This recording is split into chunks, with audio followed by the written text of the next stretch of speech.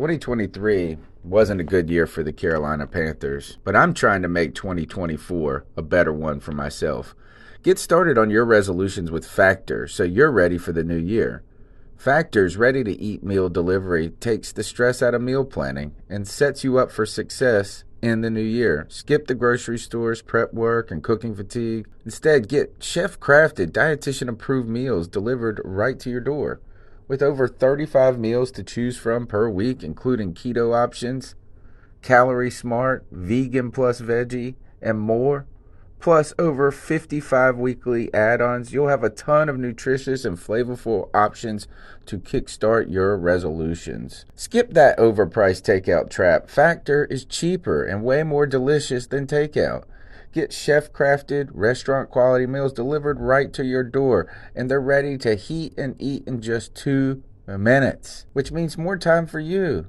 Head to factormeals.com/C350 and use the promo code C350 to get 50% off. That's code C350 at factormeals.com/C350 to get 50% off.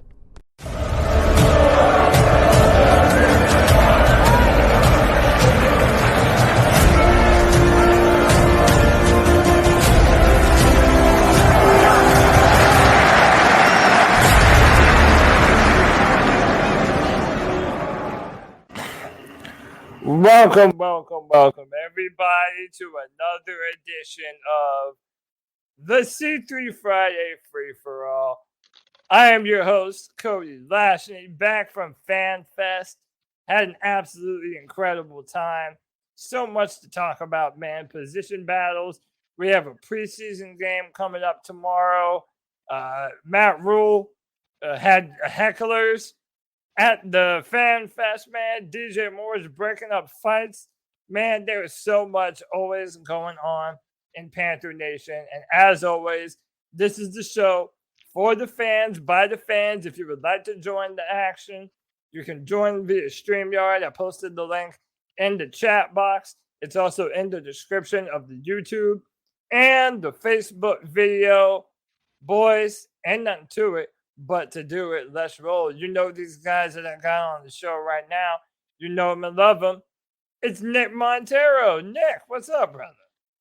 Cody, my brother from another mother. You know, I look forward to Fridays all week long, man. Not only because, hey, no more work for the rest of the weekend, at least for normal people, not people who own their own business and don't make great life choices, but, But, dude, I get to hop on here with you, with Panther Pickle, with our little man over here, and we get to talk about the Carolina Panthers and how DJ Moore's breaking up fights. The dude he won't fight guys like Steve Smith will, but he'll break up those fights. So, yeah, he will definitely break up some fights, man. Dude, DJ Moore's a lot bigger in person than you think he is. You might think that he's a smaller guy, but no, he's swole, man. He's a big, strong dude. But we're definitely gonna get into it. Next, we got my man Panther Pickle, Kenneth, C3 representing wherever he goes. What's up with you, brother? What's up? Panther Nation, are you ready to rock? Let's go. One thing about DJ Moore getting up there, I saw an outside video where he actually pulled himself up on top of that stand. Y'all know this fat Panther fan couldn't have done that. Not to save his life.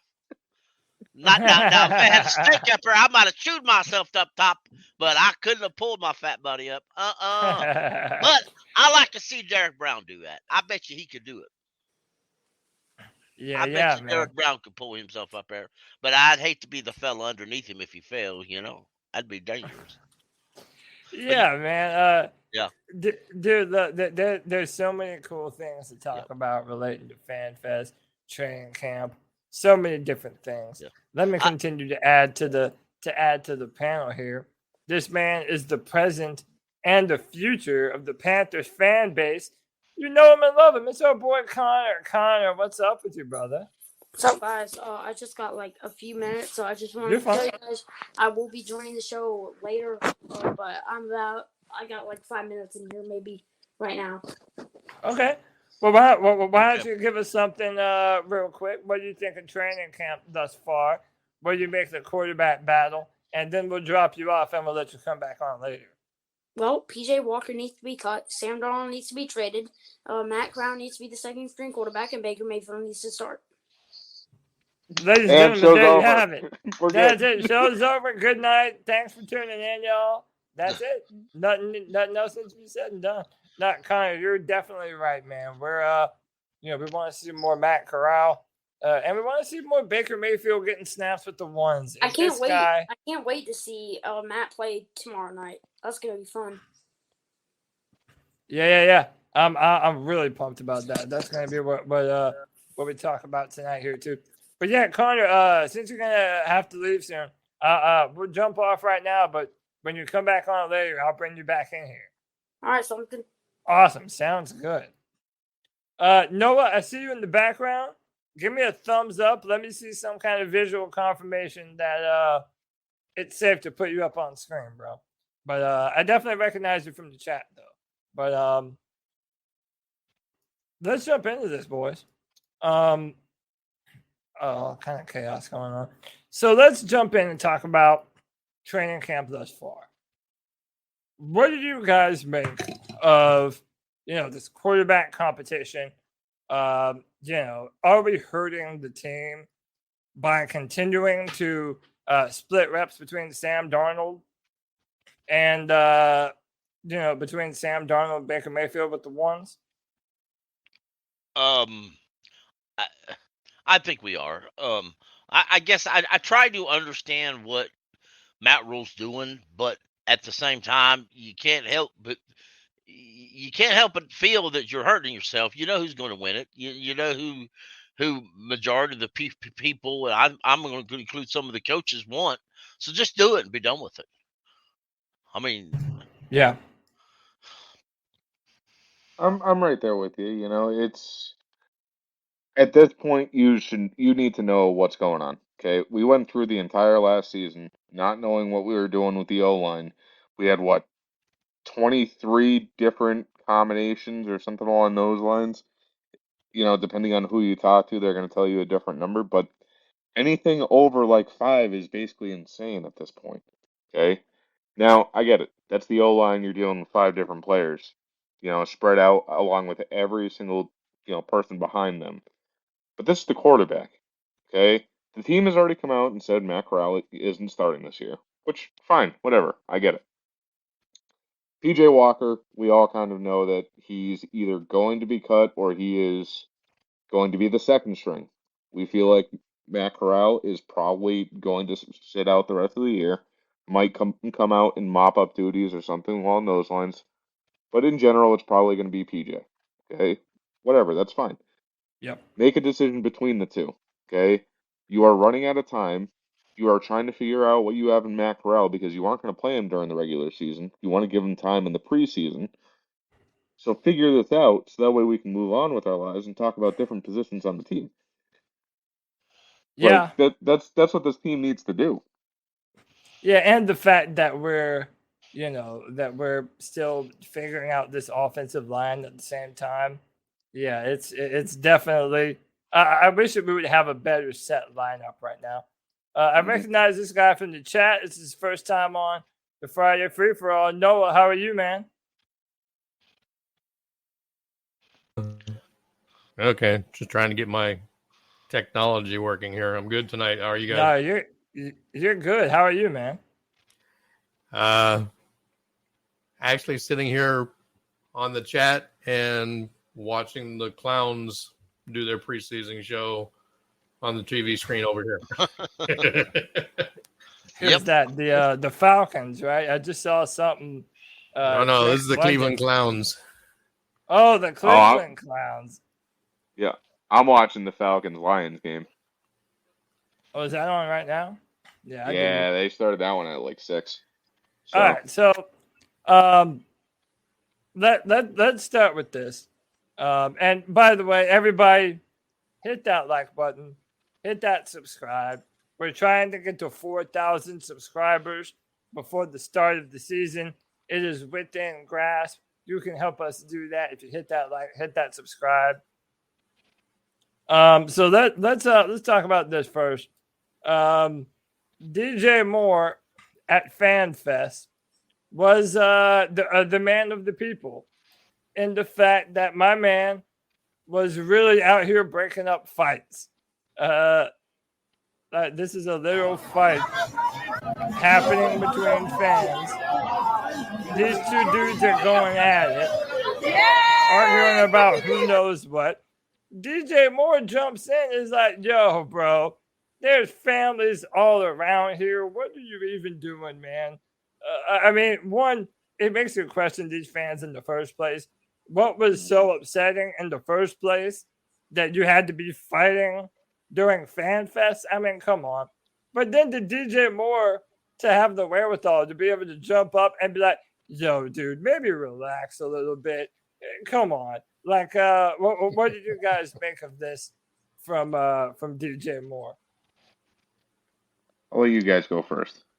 I tell you what, this I've always liked DJ, but this not only proves that he can be a leader on the field, he can be a leader off the field. He can take his leadership into the fans and tell you to act like an adult when you hear and chill. Because there ain't no sense in fighting. And there's another view. I will post that view in the chat just real quick. But it's actually it's a YouTube page, but it actually shows from the field leverage. And if you watch that leverage, you'll send it to me on the Twitter DM and I'll pull it up. All right, I got you. Yep. But yeah, and listen, this does show leadership too. You know, it's like as cliche as it might be. You know, the fact that he was, you know, had the wherewithal to be able to do that was really cool of him. And you know, again, it shows that leadership. I think we all know and like. Let me welcome my man Dexter from across the pond. Dexter, we love it when you join the show. How are you, brother? Yeah, I'm good, boys. How are you? It's good to see you again. Wonderful. Yeah, good to see you, man. How you been? Yeah, good. Did you have a good time at FanFest? Oh, dude, it was incredible, man. It was really incredible. We had a great time. Oh, man, it was so fun. There was, you know, the fireworks show was incredible. I'll play a clip of that here in a minute, actually. But any more thoughts on DJ Moore? And I'll continue to pull. I see the clip that you sent me, Pickle. Yeah. All right. We'll go. Yeah, go ahead, Nick. So here's my thing, okay, and this goes for just about everything in life, guys. Okay. We are all fans of the same team. At the end of the day, we all want to see this team bring home a Super Bowl. Okay? Why are we going to go out there and fight with each other, okay, whenever the enemies are the teams that we're going to be playing? Okay? So let's quit fighting with each other and let's focus on the task that we have to deal with. Now, y'all see my fat ass getting up there? I don't. Watch them little I don't kids either. in the corner there. Watch them little kids in the corner screaming, crying, upset over the whole situation. That's a bad way to put your children involved into it.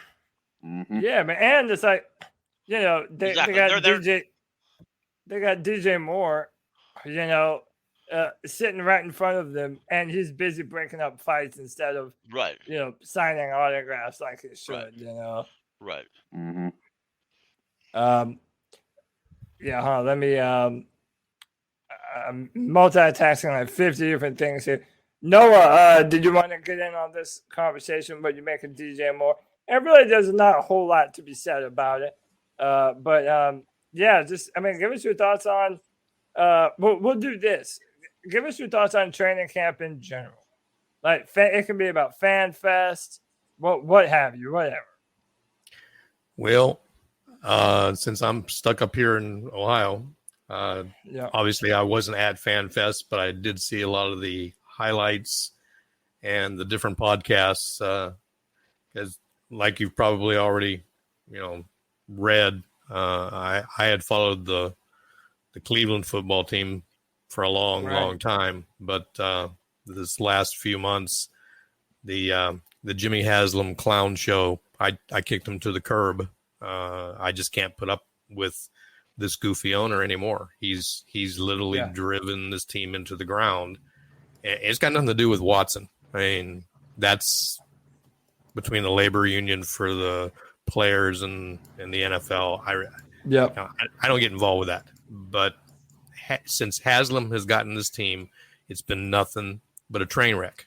So I'm kind of, it's refreshing to get to hang with you guys and to look at because I've watched Carolina for a while.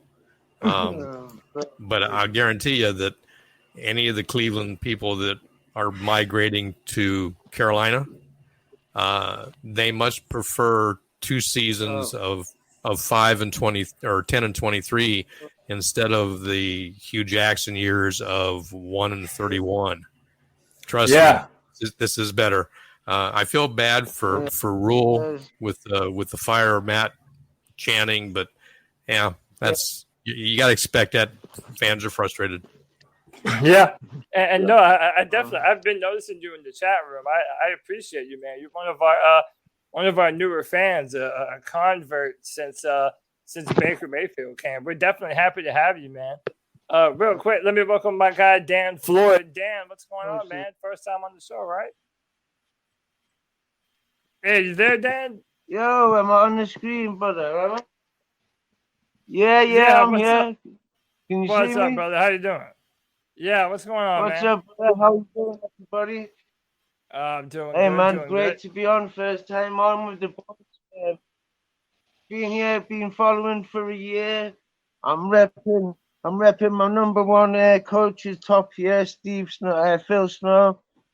Nice. And I'm just great. I'm just grateful to be a part of this community because what's kept me a Panther fan, I only started last year, and the only thing that's kept me going and kept me as a Panther is this community built in here, brother. So I'd just like to say thank you to you, the professor, everybody, and the whole community in general who come in here because you are what make the Carolina Panthers. Man, Dan, that is so nice, brother. I thank you so much. Hey, listen, doing this C3 podcast is incredible. Yeah, dude, listen, man. I mean, I love the fact that everyone is coming to be a part of this community. You know, you get to feel like you're a part of the C3 Panthers podcast, man. That's what this show is truly all about. Dan, we're happy as hell to have you, brother. Real quick, also for whoever, you know. Yeah, man. So by the way, whoever has background noise, you're okay. Whoever has any background noise in the background, just make sure that you're muted while you're not talking. Now, real quick, let me introduce my man, JD. JD, what's going on, brother? How you been, man? Yo, what's good? I've been living life, man. I'm sitting here doing a little bit of schoolwork. Decided to hop in on the stream, shoot it up with you guys. I like that, man. I like that all day. So yeah, Jade. So actually, let me go to let me go to Dexter first. Dexter, just based on your observations, what have you thought about training camp? What are your thoughts? Are you like me? Are you upset with the way that Matt Rule is handling the quarterback competition and the O-line formation? Or do you like his competition kind of spirit towards forming the football team? So it's kind of difficult over here. Obviously, we don't get the coverage that you guys get. Right. But from what I've seen, like I say, like what I've seen is from like Panther accounts on Instagram and whatnot. It's kind of, and also like what I hear on the podcast, and like from what I hear from you guys on the podcast, like he's kind of treating them all like children, making them do laps and things like that. But I also kind of get the discipline. I mean, there's a fine line between, you know, you've got to nail down on the discipline, but you've also got to treat them like adults. I mean, what's the point where these guys who are getting paid millions of pounds or millions of dollars a year are just going to be like, no, we're not putting up with this anymore? Yeah. And again, for me, it's a lot about it's a lot about preparedness, to have our team fully prepared come the season opener. I think that's really important. And the longer time you waste on Sam Darnold pretending like he might be able to, actually be a starter for this team, it's just kind of foolish to me. Exactly. Like you said before, it's clear that Baker's going to be the starter. So, let's just act like he's the starter from now and move from there. Yeah, I 100% agree. So I had some observations from FanFest that I put these out on Twitter, but I really kind of wanted to kind of share my thoughts and see if maybe people agree with me or not. So I said this. I'm gonna go ahead and share my screen, and I'll just read everything off the screen. So again, this is for me being there in person. These are my notes, right? I said Brady Christensen looks really, really good, and he looks the part, man. His kick set is silky smooth. The big man can move. Like when you see him in person and you see how dynamic and athletic he is, I really have no doubt that he's going to be able to play whatever position we decide to put him at. If it's at left tackle, I think he'll be just fine. If it's at guard, I think he'll be just fine there as well. We're going to talk about C.J. Henderson in depth a lot more. Cody. Yeah, go ahead, Dan. Cody, can I jump in on this here? Yeah. I'm like, because since we got Icky, I've 100% been Icky starting left tackle. That's where he's going to play. And I know that you're on the hill for him to start at guard. And I'm actually, after listening to the Browns fan that's been coming on a couple of times, I'm actually leaning towards your thought, your way of thinking, because he says they're weakest down the middle. So if we want to run the ball straight up the middle, I would like to have Icky at left guard there, mauling people and giving room, because if that is their weakness and they're stronger on the outside, maybe that what you're saying, putting Brady at left tackle and Icky at guard would be the best thing for the first game against the Browns.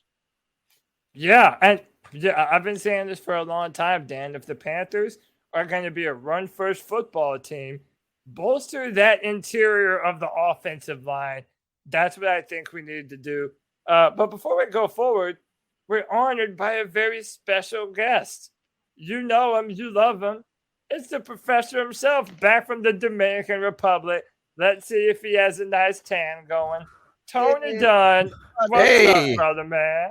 What's up, guys? How you guys doing? We're doing good. Good, man. How did one of you men would make me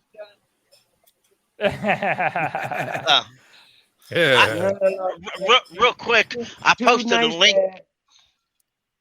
Go ahead, Pickle. I posted a link in the chat.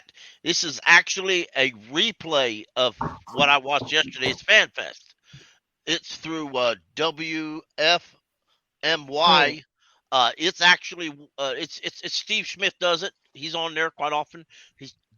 I enjoyed it.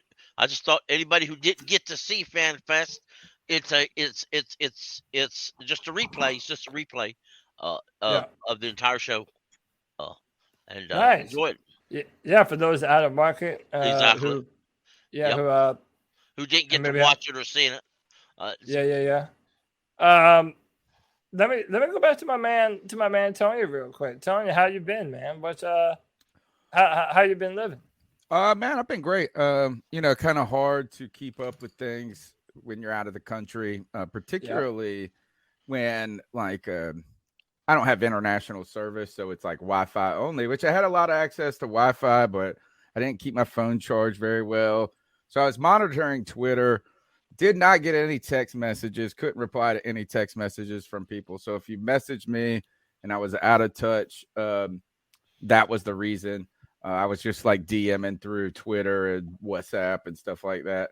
But, trying to follow. In fact, as I'm coming home, I was traveling yesterday.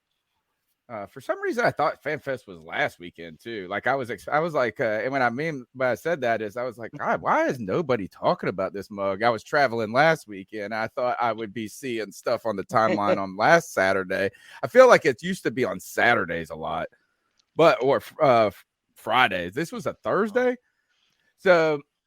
I was a pleasant surprise to start checking the stuff from yesterday, and then I guess we're left with some of the questions. I don't know. Are there more questions? Are there more answers?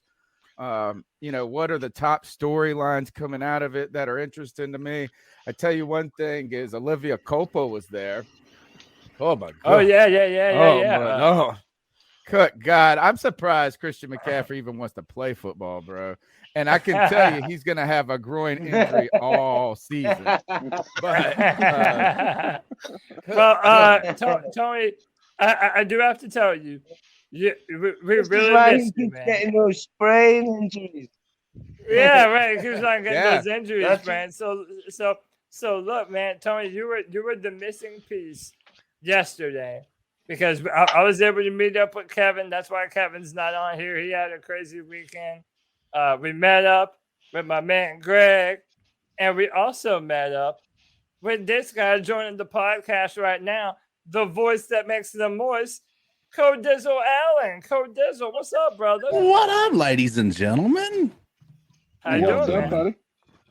Oh, just out here. Hey, thanks, Nick, for the info on that majig you sent me as well, by the way. Dude, anytime, man. I've been using it the last few years. Works mint, so highly recommend it. But yeah, man, I listen. We messaged Tony after FanFest. That was a fucking blast, bro. It was so fun. It was so fun. I wish that we had the ability to buy more tickets at any given moment. Maybe we can reach out to the Panthers about that and maybe try to do some sort of a C3. Like, 'cause the Riot seems to have their own section. Yeah, so they're able to buy a group. Like, so I'm wondering if maybe there's an option for us to be able to kind of get something like that done for us, especially if we're able to say, like, hey, listen, we're going to pre-purchase 30 of them. Like, let's go ahead and do it. Like, let's get 30. You're going to have a rowdy section, but we're going to have everybody within, 5 feet of one another by splitting it up between 3 different rows. I mean, dude, it was so much fun. And I tell you what, I'm uploading my the video that I took to OneDrive, and I'm hoping it's a really good one.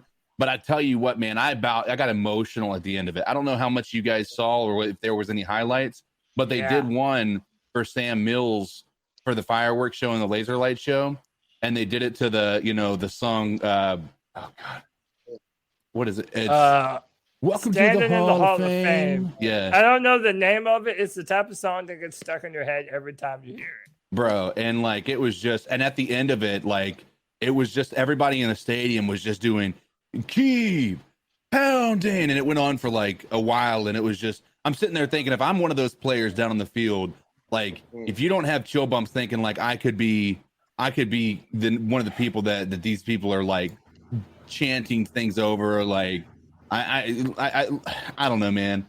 I'm one of those players, I feel like it made the hair stand up on the back of your neck, didn't it, bro? It was incredible. And by the way, so this is like right where y'all were sitting. Greg actually took this. Let me make sure that there's no sound so we don't get taken off. But Greg took this, and this is like right around where y'all were sitting. And man, it was incredible. Oh, that's a good turnout. Oh yeah, it was a really good turnout, man. And the fact that they were calling for rain all day, they were calling for rain, and not a one single drop fell on the stadium, man. It was absolutely incredible. Could not have had a better time, and we definitely look forward to making this more of a C3 thing every year. I mean, it just fits. We're a fan podcast, fan fest, man. It's in our nature. I think that is just it's just awesome, dude. You're not lying. For sure. Go ahead, Tom. Do you think the narrative about David Tepper trying to minimize the, I guess, relationship between Keep Pounding, do you think that story's overblown? Do you think that that's like, it's just like, oh, we didn't make it the feature of the wall or something this time, and you're trying to get it out of our culture? Or was there a real concerted effort last year to actually make that less of a thing? Because it sure seems like they realized that they weren't. There's either a couple options. Either they weren't doing that and people said they were doing it and they realized that that's not a good idea. Or third, they really scrambled and did a 180 because Sam Mills hitting the Hall of Fame and then are taking advantage of that. Yeah. And I lean maybe towards the first, that I don't think that it was like something like they were trying to get out of the culture, but maybe didn't recognize how powerful it could be if you made it the centerpiece of the culture. Right. Maybe they misjudged that. And you know what is, that's less on Tepper and more on people advising Matt Rule in the media department, marketing department, understanding what's going on and keeping their ear to the ground. Like, have you not been to a game? Yeah. You know what I'm saying? Like, have you not been to Fan Fest? Like, that's what we do. Like, before the game, that's what we do. Yeah. We do it. And at my alma mater for college football, it's ECU. And we're purple and gold. It's purple and gold country. And then what we'll get the purple and gold chant going. Half the stadium chants purple, the other half chants gold. It's just like a good fan exercise, particularly when you're not playing music and you're trying to pump up things and early on. Do you guys think that they tried to minimize it? Well, I'll say this. Go ahead, Nick. So I don't think they did. So how do you get somebody to do something that they either might not necessarily want to do or they don't do enough? You try to take it away from them. And then that makes people want to do that thing that much more. Okay? This team kind of almost lost its purpose whenever we got rid of Ron Rivera. Okay? Things kind of got a little wishy-washy when we started going with Matt Rule. We didn't know how things were going to play out. Okay? We weren't doing the keep pounding as much as we had used to do it. So how do you get people to want to do it again? You threaten to take it away.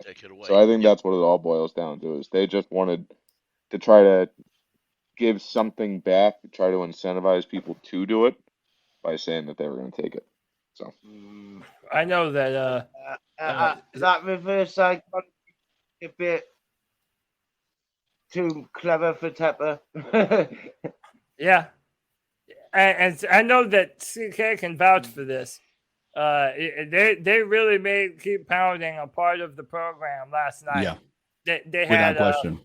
I forget who the white guy was, but they had hype man Lucci out there.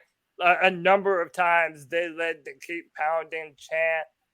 And again, this season, the Cardinals game is going to be the Keep Pounding game. And it's going to be where we honor Sam Mills. They're going to actually present his bust on the field. Yeah. We're going to have the drum again. Is the drum... Yeah? Yeah, but we do the drum before every... drum out again. And someone... I kind of wish... We're still doing the drum before every game. Yeah. And we do the 4 times for every 4 quarters. Go ahead, JD. What were you going to say?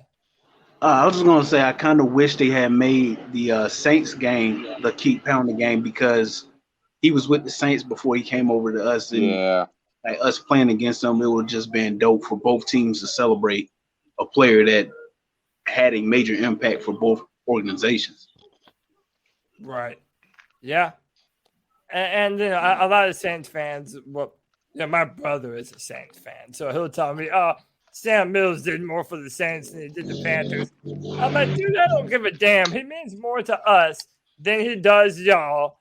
And he's going to retire a Carolina Panther. So that's first and foremost. You know what I'm saying? And I think we can all agree the best thing to ever come out of the Saints is Sam Mills. Oh, yeah. If not the only good thing. Maybe Roman Harper. Yeah, Roman Harper maybe, but Sam Mills is by far number 1. So I once said nothing but curse words to Roman Harper when he hit Steve Smith, but then I remember that. Yep. That was a big time brawl. Steve Smith versus the Saints and Roman Harper. Did you see the Smithy thing though when he said I slowed down on purpose to get you with that stiff arm in that game when he was at the Ravens? Yep. So all right, so look, this is Did you watch that interview?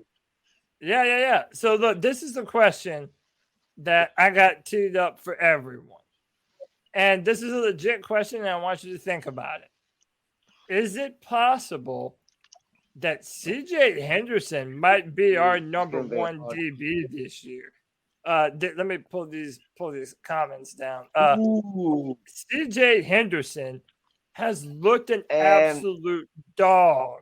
And this isn't just last night at FanFest. This is him picking off Sam Darnold with a pick six, taking it to the house. But everyone who has had their ear to the ground listening to camp updates, man, CJ Henderson has been one of the very breakout players of training camp. So my question is this. Is it possible that CJ Henderson might indeed be our CB1, especially with the fact that J.C. Horn hasn't really had the opportunity to really prove himself yet all the way? I think so. Good. I like CJ.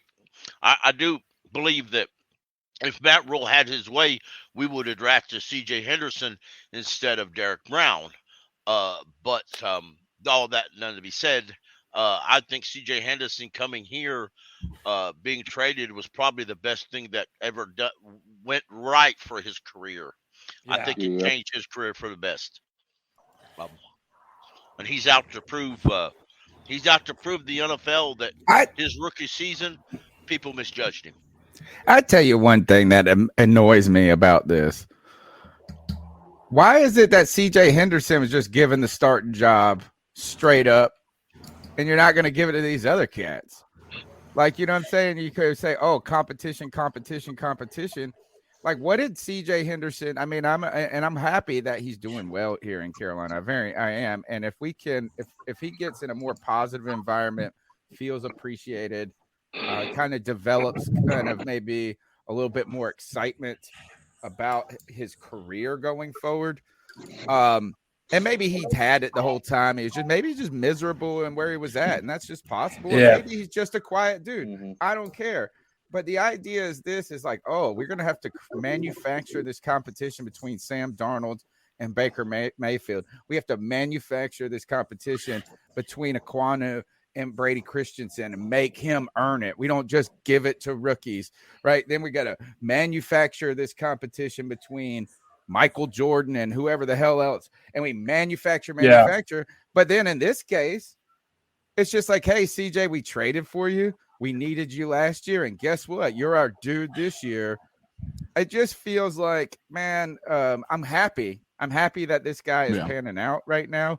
And if we can get him to really work out and be an effective player to the level, not even what maybe he was projected to be, but if you just get a really solid starting corner for the next 3 years, that's a big win.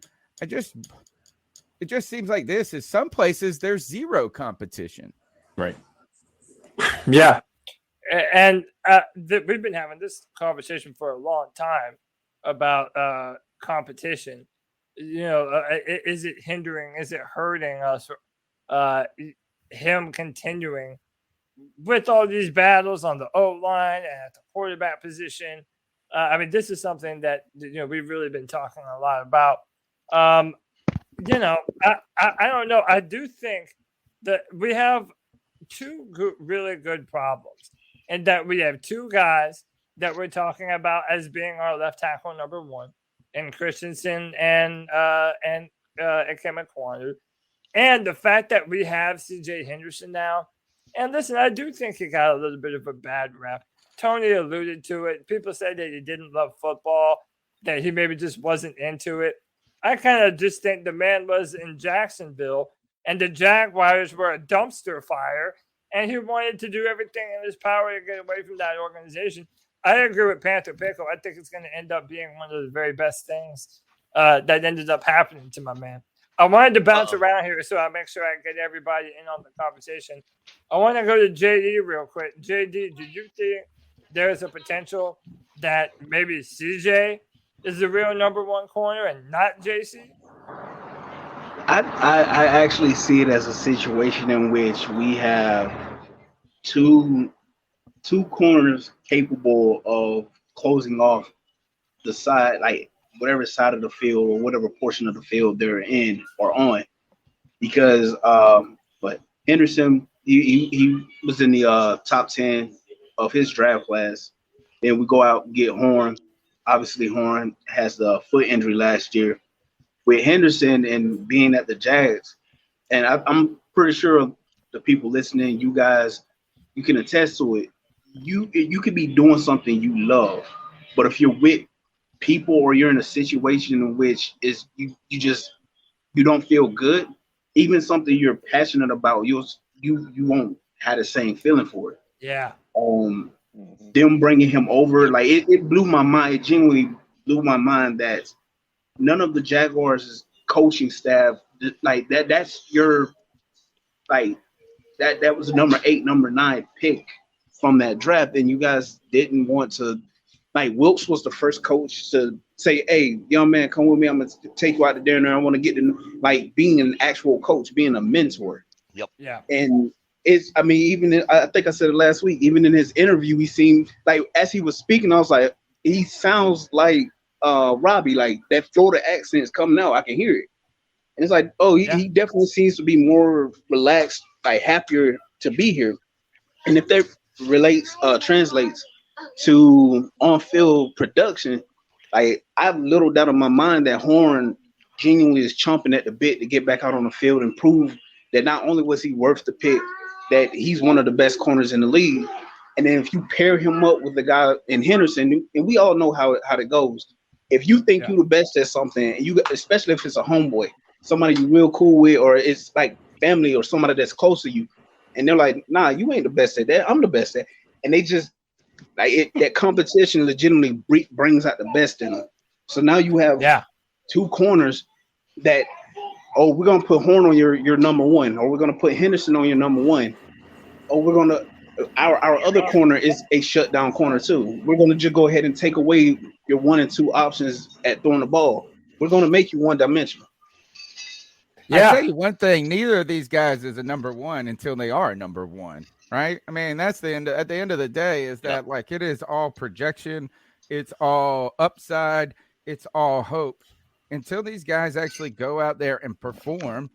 And I'm sorry, like you can say that JC Horn's a lock. Well, I mean, he's just like, we'll have to wait and see. You know what I'm saying? It's like Christian McCaffrey seemed like a lock 2 years ago. Now we're waiting and seeing again. So look, I think it's good. I think like one of the nice things about our defense is we got young defensive talent, right? We're young and fast, so we're not old, but there's also a lot of question marks. And I don't know, did Horn participate at FanFest? Not a lot. Not like meaningful. Not like a meaningful amount. No. Okay. I mean, and then the question is like, then what are we going to look for tomorrow? I'm more interested in what we're going to see tomorrow rather than what we saw at FanFest. Yeah. And I just wonder.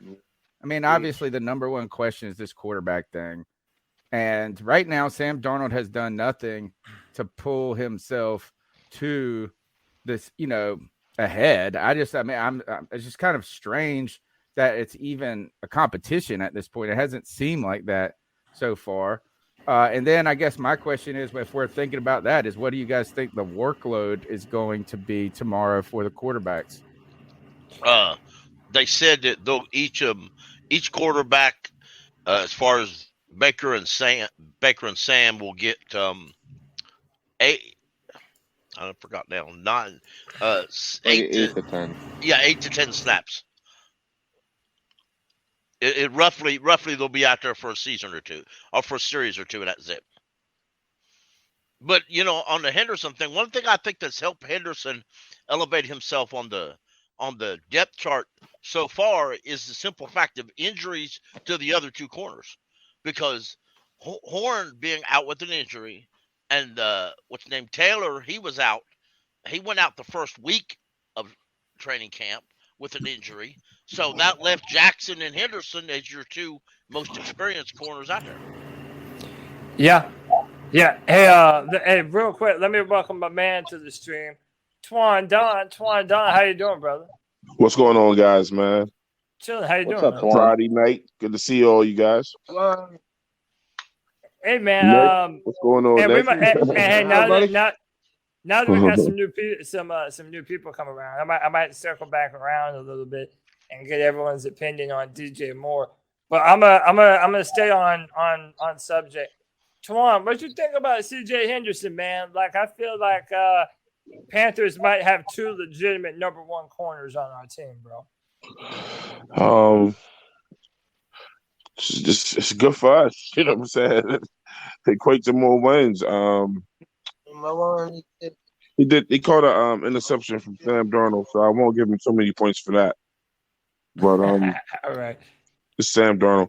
But I mean, look, J.C. Horn, D-Jack, and him, it's just a matter of where they're going to line these guys up at, where they're going to be most effective. And, I've always said, we have no issues, or we shouldn't have any issues with the cornerback position on our team. I mean, we're very deep in that position. So, man, look. Yeah, we're definitely deep at that position. Look good. I mean, I would say our defensive backfield is probably by far the strength of our team, from top to bottom. I mean, from our safeties to our corners. I can't remember a time where we've had a more faster, talented defensive backfield than we do right now. But I want to kind of get back to the specificity of the question. So I'm going to go to Dexter, and then I want to circle back around to DJ Moore, so we can get Tony, CK, and Twan in on this, on what happened. But basically, do you think that there's potential that CJ Henderson is actually the number one corner on our football team? Dexter, we'll go to you. I mean, it almost doesn't matter.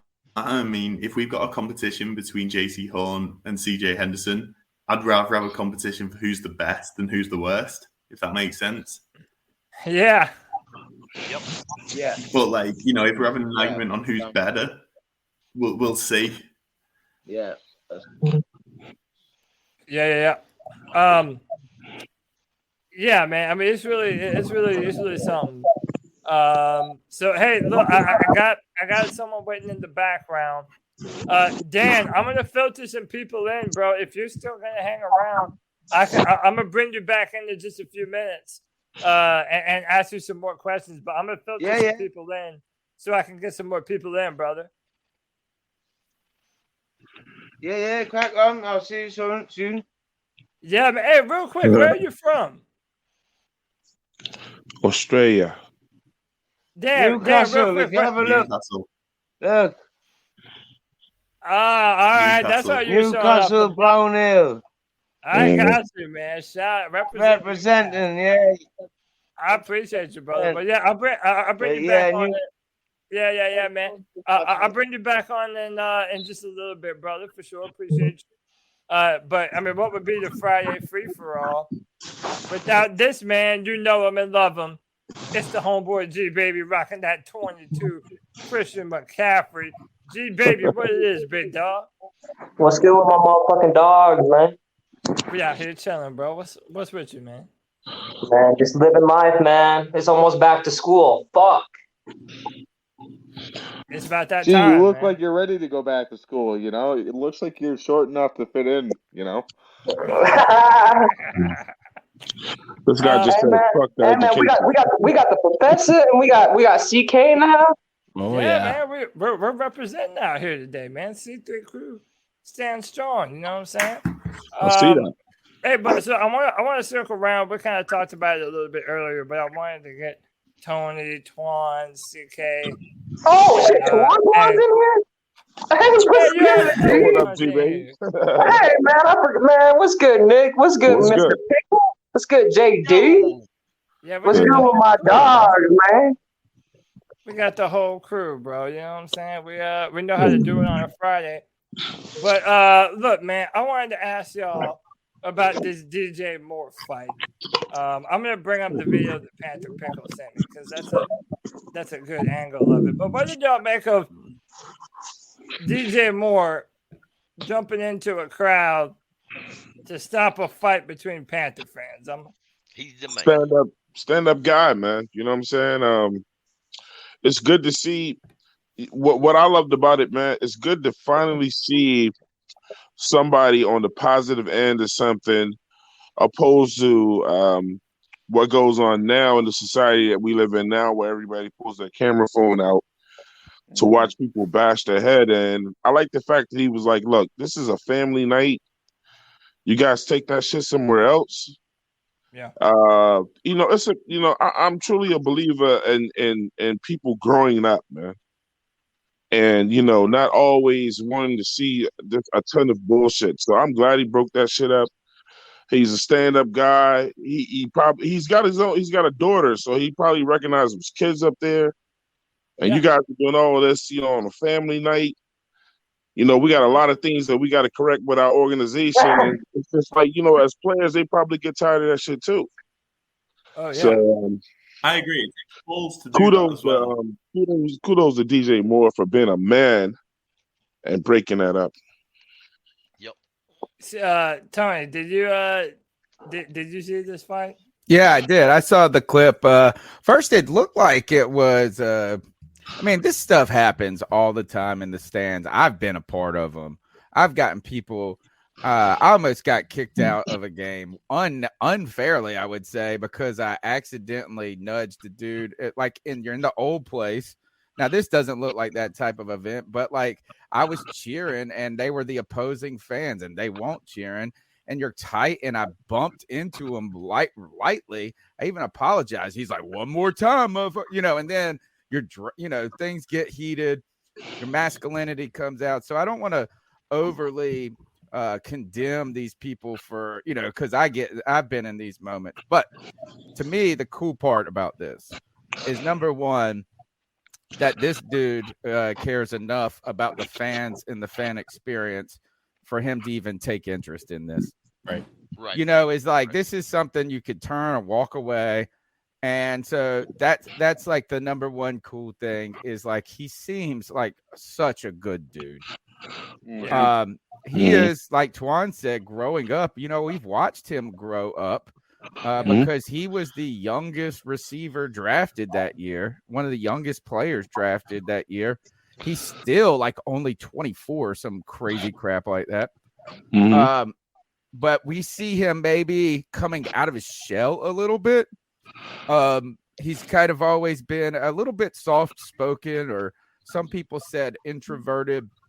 But what I'm most happy, the third comment I have on it, is I feel like we have two people who are stepping forward and becoming our guys, our leaders, are the next. It's like the next mantle of players from TD and Olsen and Cam and Kuechly.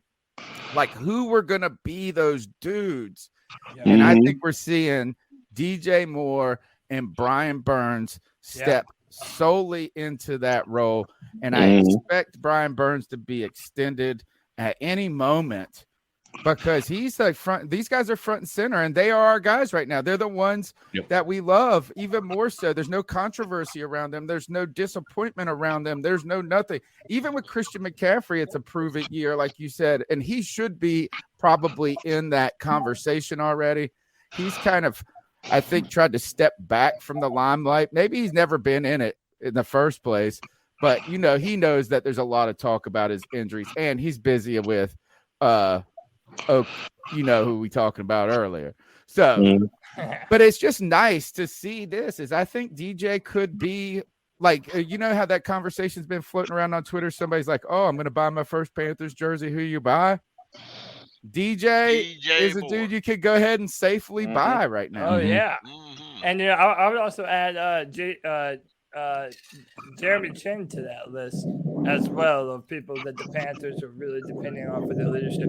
CK, I wanted to get you in on It this, takes brother. balls to do what he's done there. Well, yeah, I got for sure, so, certainly. So I'm proud to say that hold I got. on 1 second. I wanted to go to CK and get CK's take on this DJ Moore thing. Go ahead, CK. Yeah, I think it's always encouraging. When I saw it, I was my first thought, and this might be the cynic in me, was that somewhat looks staged. You know how they do it some of these stadium events where they'll act like something, but like I was half expecting something crazy to happen with Sir Purr coming out of the back or something like that. But like a Monday Night Raw bit or something. Right, yeah. But no, it didn't end up being that way. And the more I watch it, the more I realize it just sounds like it looks like it was right in front of because I see that interview little background they have down there. So I'm wondering if he was just over there for that. But I mean, dude just seems to be a lot more confident, and that's something that I've been thrilled to see because, like you said, I mean, we're coming from somebody who was super quiet, who wasn't one that was super vocal. Like I would have never told you he was doing that even 2 years ago, much less last year, even for that matter. And now he's got this contract. Dude seems to be playing a lot more free. He seems to be a lot more energetic and about the fans. Whereas I don't know that he was ready to invest his energy into our fan base because he wasn't sure if he was going to be here after his rookie contract. Now we know he's here. And so now he's ready to go all in. And I love seeing what he's doing there. Yeah. We'll go to Twan, then we'll go to Pickle. No, I was just going to say, I was just being funny at first. I was just like, you said DJ Moore, Chen, and Burns. Everybody knows that why Burns is my favorite player on the team. But I got autographed jerseys and frames about all three of them. So, I feel you when you said, like choosing guys of character. I'm saying, to collect things from, and things like that. And yeah, I mean, they up next. I mean, the biggest problem that I was having in the past was just like, who's going to step up and be the leader of this team, bro? Because for so long after Cam left, we didn't have one. Because Matt Rule tried to make himself the leader as a coach and for some reason a player on the field, and it's just, I'm not sure what these players respect him as a head coach. But they definitely had got love for each other. I know as a football player that my coach was my coach. But I fought hard on the football field for that guy that was right next to me in the trenches with me, going to battle with me on the field. Yeah. You know what I'm saying? So, I thought that was great what DJ did, man. That's leadership. And also, who's at Fan Fest, when you're around a bunch of kids, there's a bunch of kids around you, and you're pushing and starting fights. Alcohol. Come on, man. That's not kind of dope, man. But it's like, even still, alcohol will get the best of us adults fired up sometimes. Alcohol. You almost ruined my vacation. Like at the end of the day, it's still you make the choice to drink that much and act like a dumbass around. Hey, Tony, what? The story behind that whole situation is to me is silly. A lady pushed herself through a crowd of kids. One of the kids fell down, and the father jumped on the woman for doing it. When other guy jumps the other guy for jumping on his wife, and it's just, I'm sure it had a lot to do with booze and alcohol and temperament, and people just lost their cool. Yeah, man, just like dumb stuff. Just chill, Yeah, help the kids up. Everybody smiles, say shit happens, and move on. Well, I don't know if you come out to somebody's wife. He's standing up for what most people believe in, right? Well, I understand that. Yep. I do, but at the same time, if a lady knocks down my child and I'm in a situation like that, I'm gonna have issues with that too. But hopefully, Go ahead, Tony. Well, we have to just we got to kind of just get to and maybe it's people that don't have children that don't understand this as much, but like these events right here, training camp, all of that, they're for the the players don't give a damn about the adults. they are about the kids like the whole time. It's just easier for them. That's Right. what they do. And so like if you go to training camp and you're standing in that line trying to get an autograph and there's 32 kids around you, it sucks. It does suck. Them kids are going to get them autographs and you're going to, but it's like, don't be the guy that snatches the foul ball out of the kid's hand in the stands. It's just like you have to because they know we looking to sell this shit, and those kids are going to cherish it. Exactly. I actually don't sell it, but you're right. Is that people are out there trying to make a ton of money off of that, or at least something off of that. Yeah. That's why what you do is you pay kids to get your autographs, dude. That's what I did.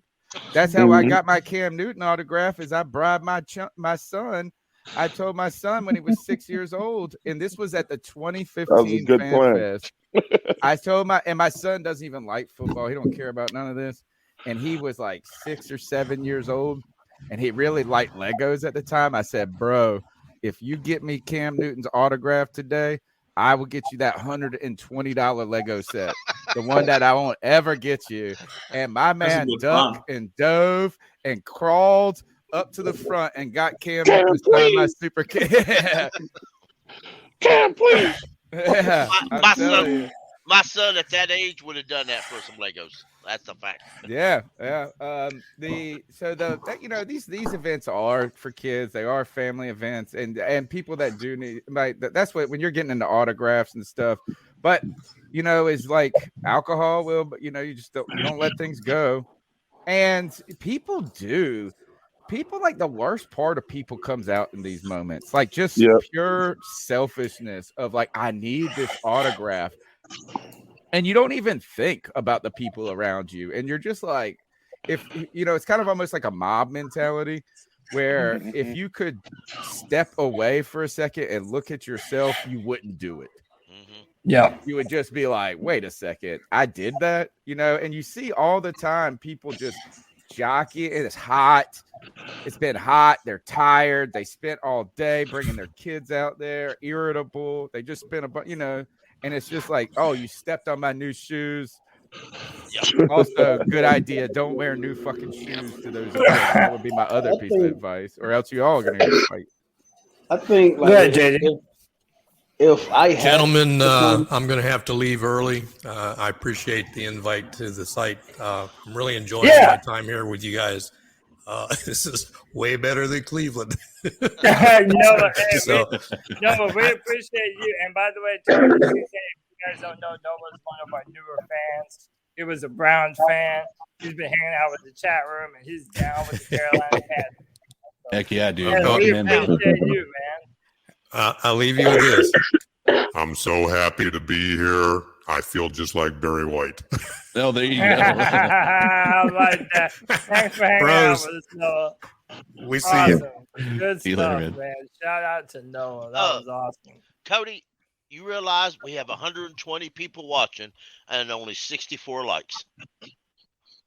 Hit the like button, huh? Bro, you know what that means? Yeah. Basically, we don't get too many opportunities to do this on a Friday, but we have been bestowed with the heavenly sounds of the voice who makes them moist. CK, why don't you talk to him, Big Pop? Well, hello there. My name's Alan, CK, or Cody, if you want to get really confused. I'm coming back from a trip down to Charlotte to spend some time with my buds Greg and Cody Lashney. We went to FanFest, got to enjoy the company of other Panthers fans, which many of us don't get to enjoy outside of the state lines, outside of the city of Charlotte. But we were able to go down there and celebrate as a family, as a unit. And that's what we're doing on these Friday free-for-alls, on our Tuesday night shows, and our upcoming post-game shows. You're joining in because you want to feel a part of that party, a part of that family, a part of the C3 Panthers podcast. But you haven't hit that like button yet? I have one thing to say to all you absolute fucking freaks. Subscriber shame.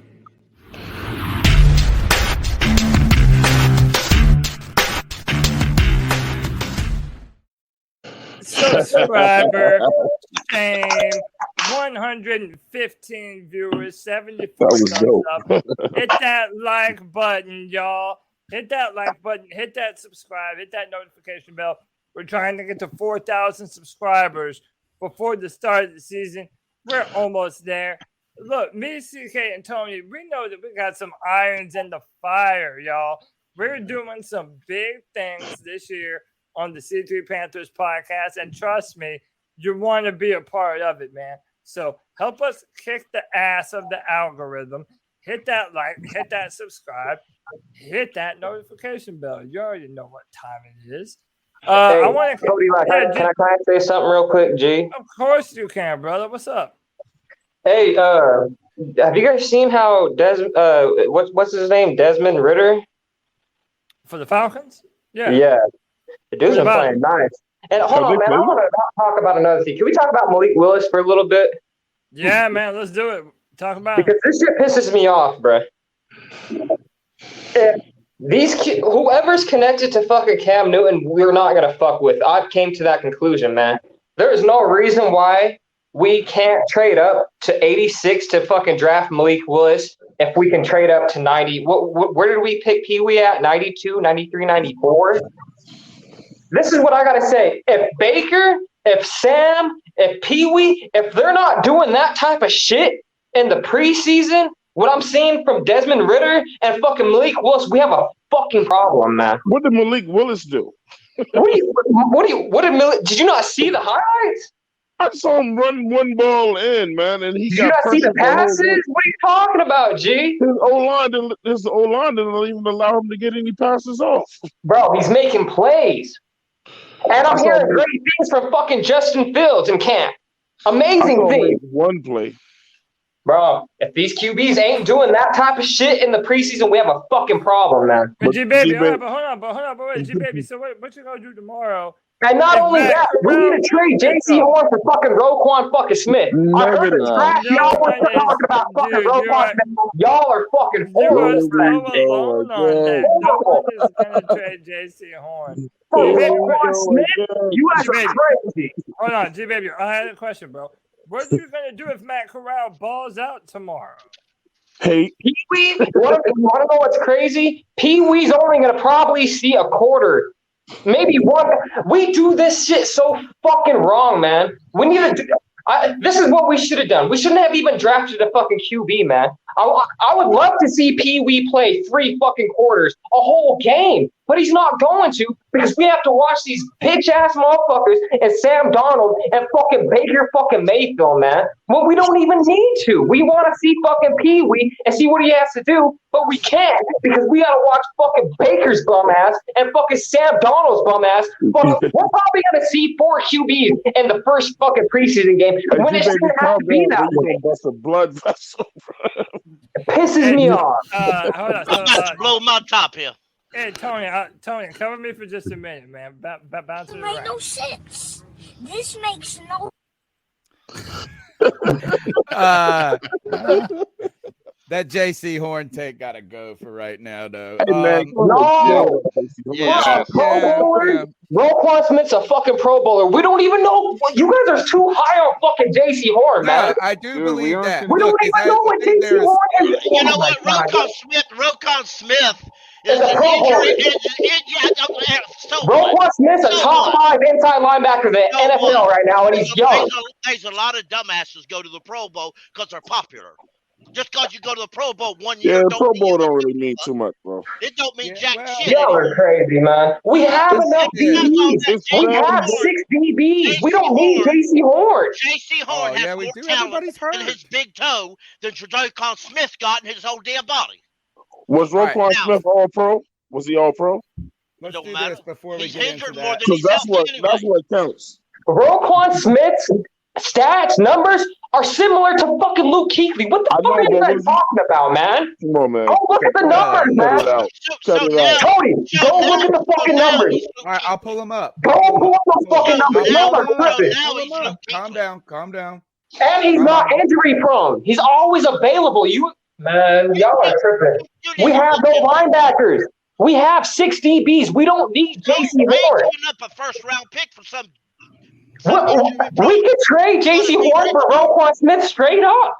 Oh, how much? They need DBs. Chicago has no DBs, man. G-Baby, you that's gotta, not gonna happen, bro. You know for a fact that it's not just trading him for Roquan straight up. I can see that happening. It's not just about that. That's not gonna happen. He's not requesting a trade because he wants that, just because he wants to go to another team. He's wanting more money, and they're not giving him more money. So you're gonna expect him to come over here and have us sign him to a monster deal when we have a potential All-Pro cornerback potentially for a rookie contract that's barely peanuts compared to that? I don't think that makes much sense. Yeah, here, let's hear. Hold on. Pause up first, and we give a shout out to Wade Evans. Thank you for the super chat, $9.99, 999s. That means we're gonna win more than 9 games, 3 more games than 9, because that's Baker Mayfield's number. Thank you for the support. You can support the C3 Panthers podcast by smashing the like button, subscribing, helping us get to 4,000. Or if you're feeling spicy and generous like Wade Evans, you can drop a super chat, a super sticker, or donate via PayPal like our boy Dave Hino did. Another $20 bomb he dropped while I was in the Dominican, man. We appreciate that. Again, we're reinvesting in the podcast. You can see we've been doing a lot of extra content, putting a lot of new graphics, a lot of new intros, and not that, we're just trying to make 2022 our year for this podcast. I think we built a foundation where we're really going to catch our momentum this year. And I think CK does bring up the real point, G-Baby, I'm going to temper you. I'm going to try to tone you down a hair here. I'm going to calm you down, a little chi on you. Here's the chi on you. I think, number one, you do have a point that we have coronated J.C. Horn prematurely. Right. Is a lot of Panther fans have acted like this guy is a no-miss talent. A no-miss talent. And if there is a no-miss type of talent, he might be close to that category. His dad being a former pro wide receiver, all pro bowler. I mean, he was a dog, dude. What's his first name? Joe Horn. Joe Horn. Thank you. Joe Horn was a dog. So he's grown up in a pro football family. He's been studying the game his entire life. He's been around it. The stars are in alignment with the physical attributes, the pedigree, and all of that for J.C. Horn to be great. But he's not going to be great until he is. And I do believe you're right that a lot of Panther fans have coordinated him. But on the other hand, I think CK is absolutely right. Now, we'll give you credit. Is Roquan Smith,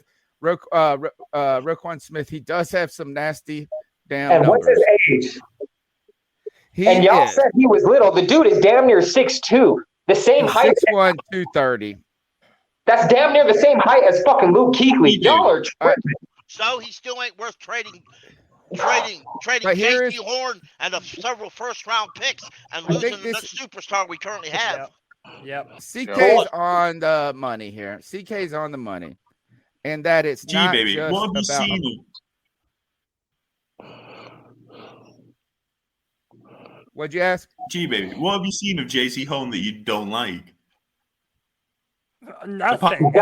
He got a broken fucking foot, man. And it's still sore. It's still sore, man. And I don't think he's even going to play I don't see J.C. Horn playing the first month of the NFL. Honestly, I don't even want J.C. Horn to play the first couple months. If it's going to be if it's still going to be sore a month into the season, there's no reason why he should see the field. And that's why I say we have enough DBs. We have Dante. We have CJ. We have Keith Taylor. We have Chris Westry. This ain't got nothing to do with J.C. Horn. This ain't got nothing to do with J.C. Horn. All this is about G-Baby still crying because they didn't draft who he wanted to draft in the draft. That's all this has something to do with. Okay. Here, let me finish the one point because I wanted to merge the truth in the middle between what, is that there's 3 truths, right? Or 3 stories, 1 truth. But CK's onto a point here is Roquan Smith is entering the final year of his rookie deal. Yeah. And what he wants to do is he wants to do what Jamal Adams ultimately did. And that is force a trade to a team that then has invested enough draft assets maybe future assets or current assets to where they feel obligated to then extend the contract. He ain't getting And that shit right out now, of us. yeah, and that's, you know what, that's just not smart for the Panthers at this moment. And the reason I say that is because the future of the Panthers organization is so uncertain, right? Is that we could be hitting a stabilizing point with Matt Rule, maybe, right? You might see Baker come in. You might see Christian McCaffrey bounce back. It could stabilize. But at the same time, there's a real chance that it could just fucking fall apart and we're wiping everything clean.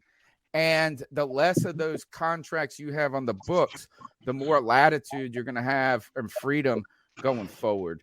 And so I think that that's the case right there, is that that's kind of a win now move. And I don't know if we're necessarily, maybe if we were at 7 games into the season, we're 5-2, and our starting linebacker goes down and we have a nasty defense, maybe trading for him, but not with J.C. Horn. Too much of a young talent with too much capital invested in him right now with a first-round pick. Did we talk about, though, as I brought up Matt Rule, did we talk about the guy, the Matt Rule, fire Matt Rule? No, but yeah. Fire Matt Rule. And then my man started hitting rhythm towards the end. He was by himself. We can play it again. Hey, I told you on the last show. Wait, hold on 1 second, Tony. Before I play it, did you read the donation? I don't know. Yeah, he did. I did. Okay, all right, good deal. So yeah, this is I'll pull it up. This is Matt Rule at FanFest being heckled by a loud fan right behind him, voicing at the end of the day, his displeasure. You know, between soccer, between football, to me, like, it's been tremendous to see the atmosphere, to see people coming out. So, you know, I'm happy everyone's here. Even the guy saying fire Matt Rule right now, I'm happy that everyone's out here. Our players worked hard; they deserve it. So, what's the point for JC? I mean, really, he took it. He took it on the chin like a champ. Like, what else are you gonna do in that scenario where you have someone right behind the camera screaming "Fire Matt Rule"? And the guy was hitting rhythm, dude. Like, I felt like if you put a backup band behind him, he would be like a wedding singer. I will say this: I don't think he deserves that, but like I get where it's coming from. Of course, he deserves it. Hey, listen, he doesn't deserve to be like from that perspective. That's like just super disrespectful, you know. I've been saying on my show. I think I said it last week on this show. I said, listen, that's something he's gonna have to hear all year. Right. He must have go fucking prepare for it. That's just preseason fire Matt Rules right there. Wait till the regular season starts. When the whole crowd is chanting it. But the thing is, they're gonna take the shit out on Matt Rule for some shit that Tepper did. Man, he should have been fired, and so Tepper want to leave him in there. The crowd is gonna go after him. What is he gonna do, man? The only thing he can do to stop that shit is to start get this team to winning. That's the only thing that's going to settle some of this down. It's just going to make him and Temple look horrible at the end of the day if we don't win, which I think we're going to win. But if we lose games, Temple set him up because it's just like, listen, you ain't going to go after Temple because he ain't going to be visible. So you're going to have to go after Matt Rule. They're going to try to make this dude quit. That's going to be bottom line. I mean, everybody fire coaches, you know what I'm saying? You don't fire owners, dude. You fire coaches. Exactly. And I mean, like, that Matt Rule he's going to make $64 million by the end of it, right? So I'm not going to sit here and feel sorry for him being. I mean, look, we get people booing us on this podcast. We get people sex bombing this podcast, and we do it for free, but we do it for $9.99. Actually, we only get 60% of that. So we did that for like $6. So the point is that he is going to hear that until he wins. Oh, yeah. And that's fine. And you know what? And if he doesn't win, it is the wrong move by Tepper. But when you're a billionaire, you get to make mistakes and move on. Exactly. And Matt Rule will be a multi-millionaire no matter what. I just wonder if Matt Rule, I mean, you know, we're going to wait. We just have to wait and see. He is handling this in some ways, the press pretty well. this year. It seems like he's taken, like you said, he took it on the chin. He went out there and put his Seems good more face comfortable. forward. Yeah. At the same time, though, people are asking, is he handling some of the decisions about the starting lineup correctly? Or like we said earlier, manufacturing. This team is definitely going to win. So Yeah. we'll see. Hey Tony, if you and Cody paid me $60 million to come on this show, people could say fuck me all show, and I won't give a fuck. No I doubt. will not care. I tell you what, you don't have to pay him $60 million. I'll do it 50% cheaper. I'll do it for $25 million. Yeah, I don't. I do it for $1 million. I'll do it How for about that? $25. I'll do it for $25, bro. All right, hey, real quick. And we got real quick, $25 over here. Sorry. Hey, but before we go forward, I want to welcome two new I'm people to the rich, show. bitch. Hey, I want to welcome a few new people to the show. First up, Jay Stubbs. What's up, brother? How you doing, man? What it do, Panther family? Hey, that's that boy. What it do? What's up, big dog? What's up, man? And then secondly, I'd like to welcome Anthony to the show. Anthony, what's going on, bro? What's up, guys? How's it going? Dude, how's it going, man? Happy to have you on the show, man. Yeah, absolutely. Down here in Spartanburg, been watching the training camp. Went out there last week. Oh, hell yeah, dude. So you've had a chance to make it down there to Spartanburg and watch some practices?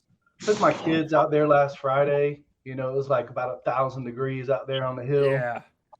And I was like, it was like, right there at the end of the practice, man, I was ready to get Baker's, autograph, had my hat ready right down there at the fence. Then my daughter's like, Daddy, I'm about to fall out. It's like, it's so hot. So I had to take her up to one of those tents. And no longer did I take her up to the tent, did Baker walk exactly right where I was at. Oh, Yeah, man. Hey, I guess that's being a dad for you, huh? Yeah. Gotta make sure your little ones I'm gonna have to just pour some water on it. stay hydrated, alive and kicking. But Shit. so look, I'm actually gonna go to both of you, Jay Stubbs and Anthony, right now. G Baby brought something up earlier, and I want to go on that because Roquan Smith has been in the news. People have been talking about wanting to trade for Roquan Smith. Panther Pickle laid out a really good explanation of why that might be a bad idea because of what it would cost to get Roquan Smith here. We'll start with Jay Stubbs. Are you interested in entertaining a Roquan Smith trade? Do we need his presence at linebacker that bad that you would be willing to give up a few things to get him and pay him a contract?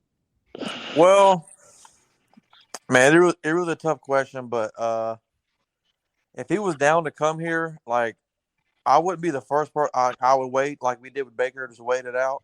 If someone takes him off the market or makes a trade, whatever, yeah. But we need to fill that position and I love Shaq, but Shaq's not the answer. We all know that, and I think that we need to really invest in his linebacker situation moving forward. And I know he's on a second contract, but I might give it up a first, next year's first. But if the market, cools, then yeah. But I can't give up, a first or a second for him. Yeah, and that's kind of what a lot of people think too. But let's be real, our linebacker, situation right now is all basically prospects and Shaq. So yeah, I agree. And also, let's mention he was inside linebacker in a 3-4. And a lot, as Pickle pointed out, a lot of people think that we are basically a 3-4. So maybe it does fit better. I've been saying that, man. Like, I know we lined up 4-3, but with our speed on the outside, we basically, throwing some kind of hybrid. You know what I mean? Yeah. Anthony, what say you, man? Would you be interested in entertaining a Roquan Smith trade? Yeah, look, if the price is right, man, and it's all about talent. It's all about raw talent. Is the folks that you got on your team are those the best people available to put on the field.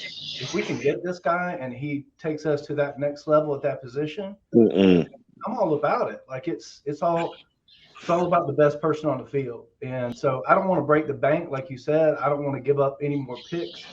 They already given up way too many damn season. So I just don't want to give away the bank, man.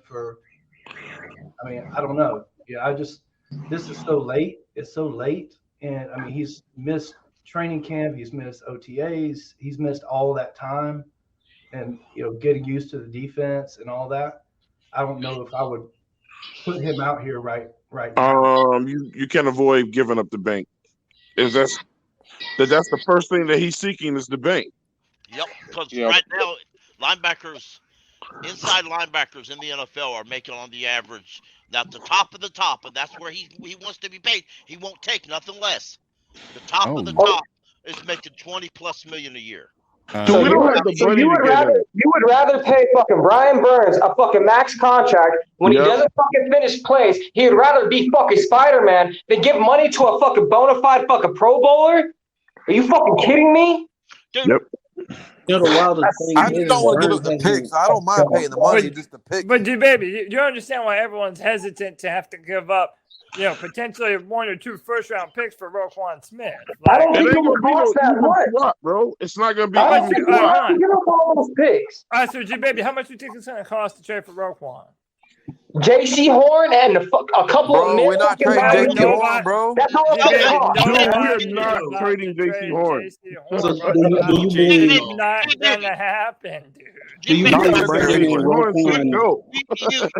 was pointed out in the chat. You are contradicting yourself. If you say J.C. Horn is injury prone and he ain't worth keeping around, explain why. So who would want him?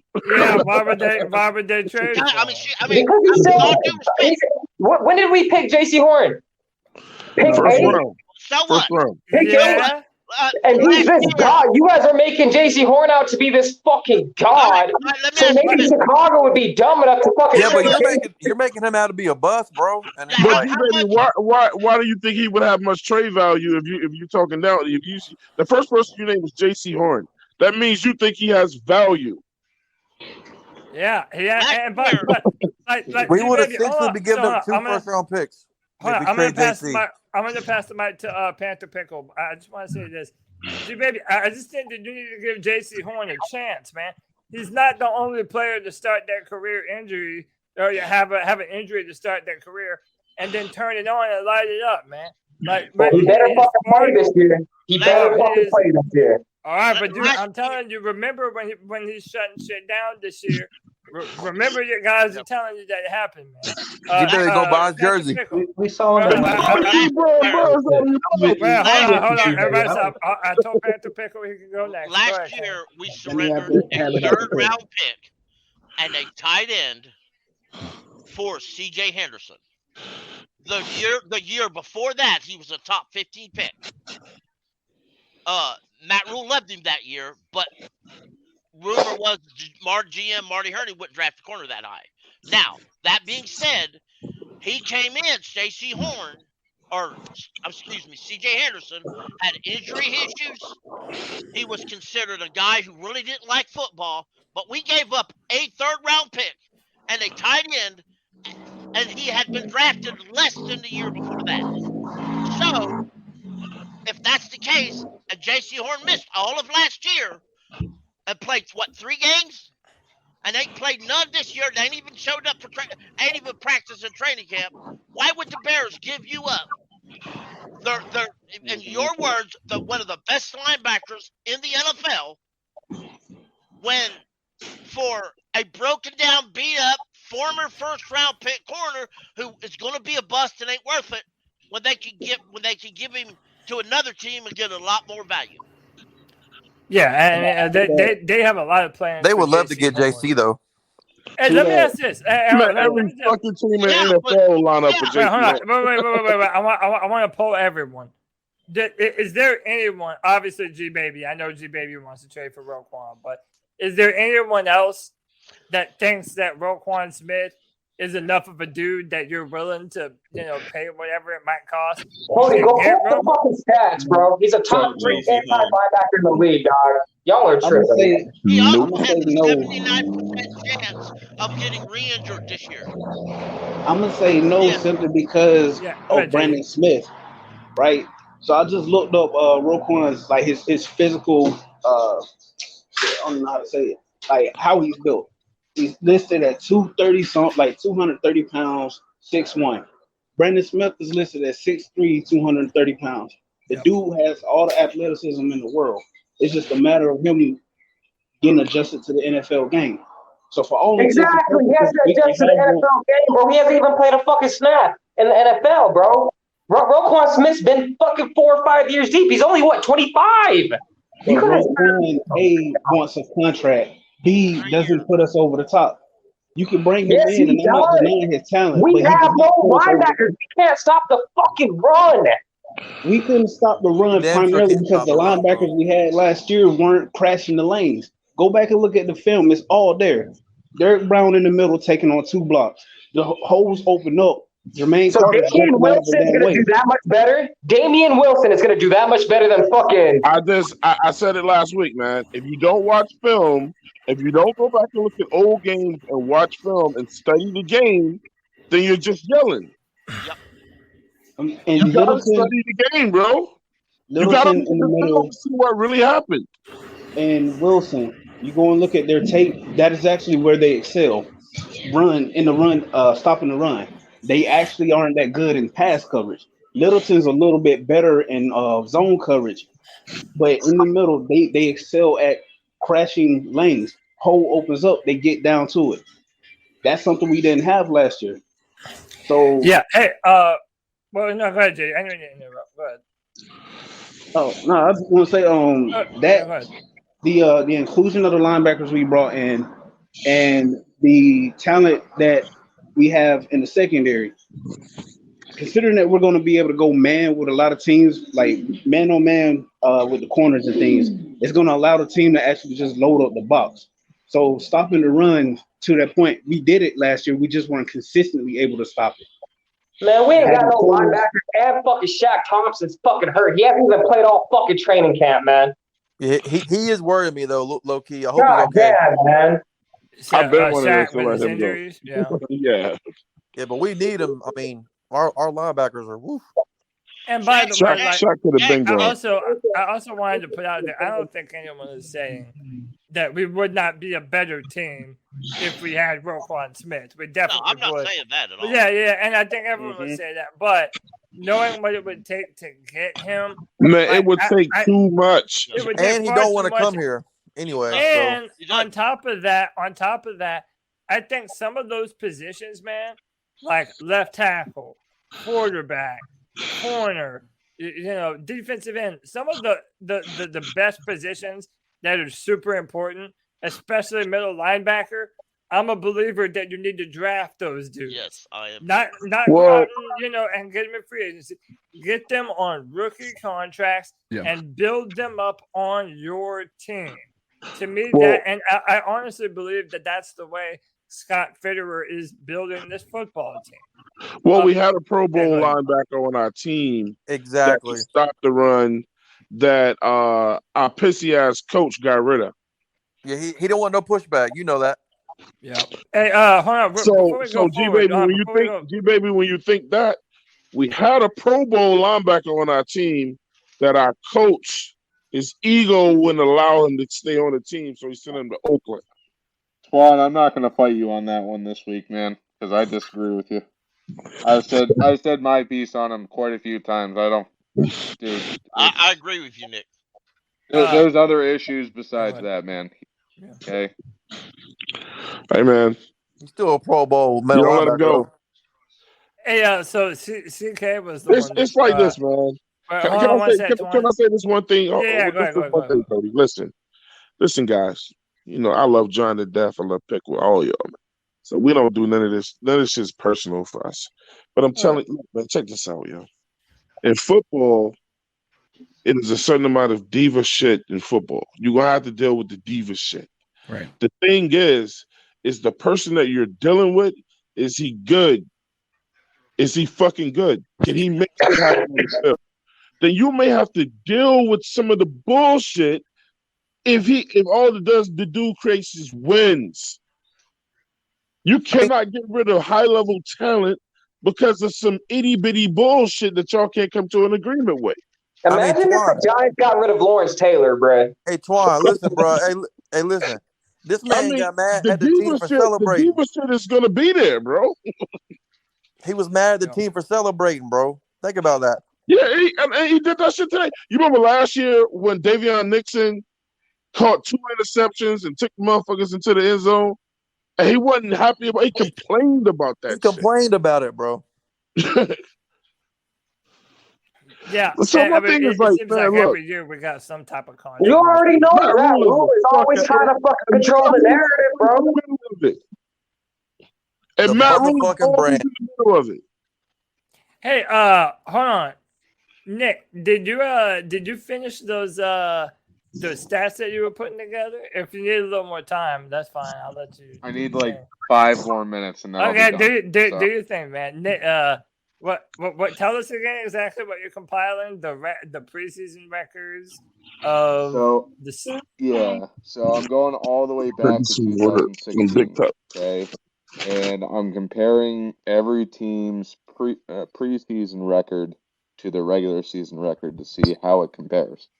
Right now, it's looking like somewhere right around a quarter of the teams match up with what they did in the preseason as compared to what they do in the regular season. Really? So I'm trying to go through it right now. I'm working on the last little details. I'm trying to figure out, which teams did That better, makes that sense, sort of man. deal. Yeah. I mean, That the makes Ravens sense. haven't lost one forever, right? Nothing's going to be set in stone until tomorrow. Yeah, Ravens haven't lost a preseason game since at least 2016. Like 21 straight or some shit. I call him Stat Man Nick. That's crazy. Crazy. So keep on compiling. Hold on. Keep on compiling those stats. CK, you got some news, right? There was a quarterback that got injured, huh? Yeah, Hey, Zach Cody. Wilson. Yeah, it I'm gonna seems like step away, Cody. I'll be right back. All right, no problem. Yeah, it looks like Zach Williams Wilson Wait, had who? a Who? non-contact. Zach Wilson. Zach Wilson? Yeah, he had a Non-contact knee non-contact knee injury. Oh my god. Yeah, I would play it, but I know damn well we'll get Is it Joe Flacco season? He was able to stand up and down, limp off the field. Hey, somebody put, does that mean we can trade Sam Darnold back to the Jets Fucking Drake London got hurt with the knee too from Atlanta. First round draft pick. Hey, that's another thing, man. I don't care if you're Christian, Buddhist, Muslim, atheist, whatever. Everybody needs to say a little prayer or to the universe or whatever you believe in that everybody stays good and healthy tomorrow and that nobody gets hurt and that everybody's going to be able to continue to play and not have to worry Don't about even say anything else, Cody. Right? Y'all know the Jets. Y'all know the Jets are needing a good quality backup quarterback. Somebody that's used to living in New York, somebody that's previously lived in New York. I see absolutely no problem why we don't trade Sam Darnold back to the Jets for a half a peanut butter and jelly sandwich. All right, give us a 5th rounder for him. He heard it on a juke move, bro. Give us a 5th rounder for him. For a 5th rounder for Sam Hey, Darnold. set that price high as fuck. I don't give a fuck. Hey, they might be desperate enough. Y'all exactly. Step that motherfucker. G-Baby would trade J.C. Horn in an instant, but he gonna keep Sam Darnold because he thinks Sam Darnold was 5th round pick. Bro, I hate Sam Darnold. What do you mean, G? I don't like Sam Darnold at all. I tell you what, a 5th round pick for Sam Darnold right now, that don't sound too bad, man. Did y'all not at all. Did y'all see the injury? Zach Wilson? He's like doing a juke move and he just falls down. He plants his right foot. Non-contact. Yeah, he plants his right foot. Dude, and by the way, I'm willing to bet probably a turf field. Which the Panthers definitely do have now. Hey, I will say this, CK, he be stroking them big old women. That's why his hurt. The turf field, it did look good, CK. I'm not gonna lie. It looked nice. I know it's probably not, the safest, but it did look good out there on the field. Every turf field looks nice, Cody Lack. I know, I'm just saying, man. I'm just saying, being there in person, we were right behind the end zone. it does look nice. That's all I'm saying. Yeah, because it's Yeah. carpet. Cody, did you see the pictures? And you want to share those? And maybe that. So I just pulled up your video. Hold on, I'm gonna play Yeah, your let's see video. that shit. Let's see that. So this is the keep pounding moment. This is after the memorial, I guess the tribute to Sam Mills, the fireworks show and laser light show and everything. This ended up, and this is what took place after.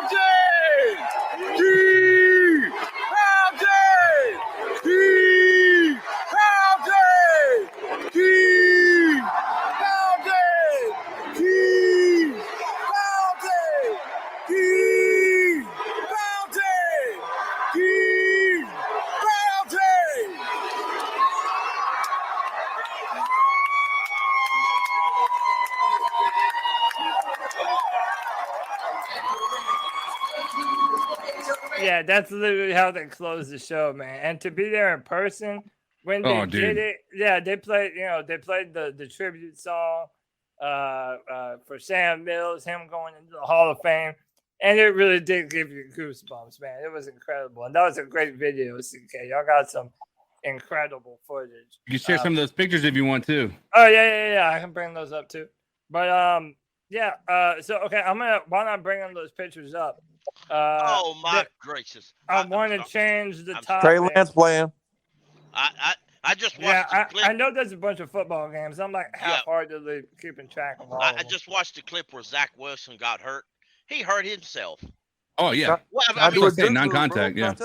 This dude's been watching Cam Newton too much. He just is. I mean, yeah, and he's not a very big dude either. He's not the type of dude that you want. No. Yeah, like last year, I thought Brown and YGM had fucking killed the man when they sacked him. Yeah. So I'm gonna bring up some pictures here, but before we do, I want to change the subject. Going into tomorrow, I want to talk about this preseason game. I'm gonna jump around to everyone here. I want to know some of the things that you're looking for. What are the battles that you're interested in seeing? And most importantly, are you expecting Matt Corral to ball out tomorrow? And are we going to be sharing clips of Matt Corral for the next week or so, potentially doing some big things in the preseason? I don't think so, unfortunately. Oh, talk about that, man. Talk about that. I loved his release, and like in the actual, like watching him at practice. Like, there's no better throwing motion that I think I've seen. Like, and that's somebody who's not coming from a trained eye. Like, this dude's release is just unreal when you compare it to even just Baker or Sam. But I will say his accuracy was a bit of an issue. Talk that shit, okay? Come on now.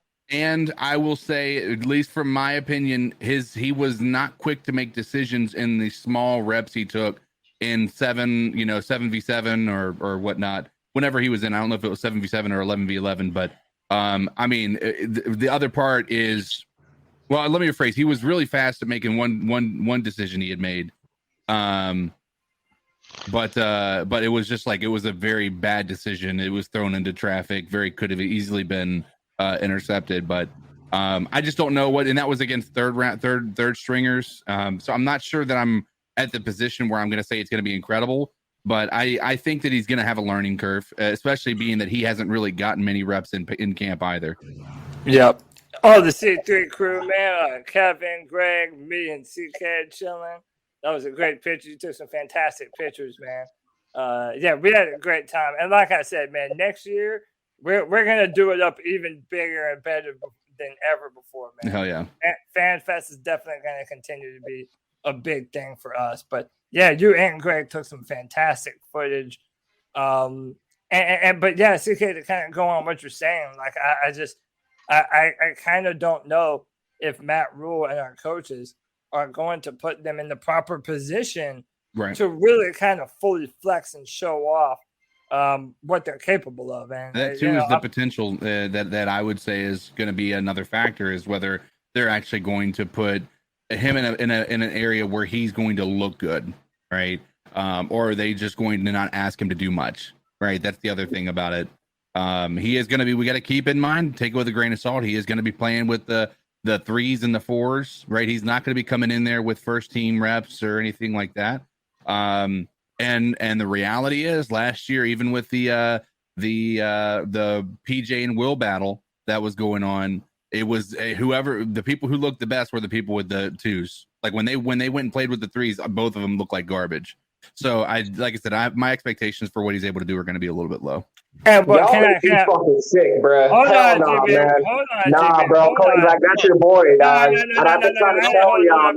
No, I ain't holding on for shit. What I'm saying is keep that same energy, Cody. Come on, G. I am going to keep that same energy. Okay, let me ask you this. You said you saw some accuracy issues. Yeah. And I do agree. I mean, listen, not everything is there yet. But how much of that do we put on Matt Corral playing with the third and fourth string offense? Like, he's throwing to a bunch of receivers that probably aren't going to make the team. If I'm being honest with you, I'm just tired of making excuses for quarterbacks at this point. I agree, CK. Like I'm just tired of until we see it. Like we saw the reality. You got to keep in mind. Yes, he had DeAndre Hopkins, but you got to keep in mind.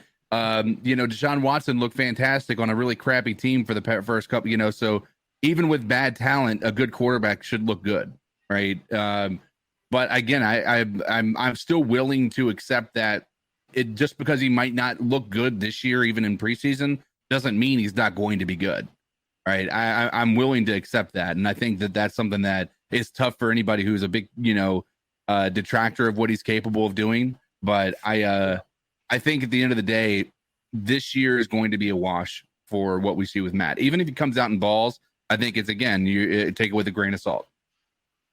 Yeah. I disagree. Go ahead, Dexter. Go on that. I just think, man, training camp's training camp, but now it's the preseason, and I'm sure Matt Corral knows that this is his time to shine now. He's got to prove it now. Like, he probably knows in himself that this preseason is his only few games to show what he's worth. So let him take it, man. Let him just show his opportunity. Oh, I hope he does. At the end of the day, I think anybody who wishes, any of our players' lack of success doesn't really make a tremendous amount of sense, right? If we can, and that's what I talk about even with Cody. I guess the argument Cody had when Baker came over is even the worst case scenario with Baker ends up being a positive for the end result, which is what Cody wants, which is Matt Corral to be the guy, right? Yeah. At the end of the day, a good quarterback, like rooting for this team, is never a bad idea. If you're rooting for people to be bad, I can't really help that, right? But if you're rooting for this team to be successful, and if that means that Matt Corral's the guy, great. If that means Baker Mayfield comes out here and blows it out the water and makes it look like, makes the Cleveland look like absolute dog shit, then I'm happy with that outcome as well. But at the end of the day, I'm not going to sit here and wish that ill performance on either of those guys. No, I hear you. Hey, before we go forward, hang on one sec, Dexter. Before we go forward, I want to welcome Dre to the stream, first time. Dre, what's going on, man? Are you there? Hey, what's up, boss? How you doing, man? Not much. Long time listener. Just had Friday free, so. Oh hell yeah, dude!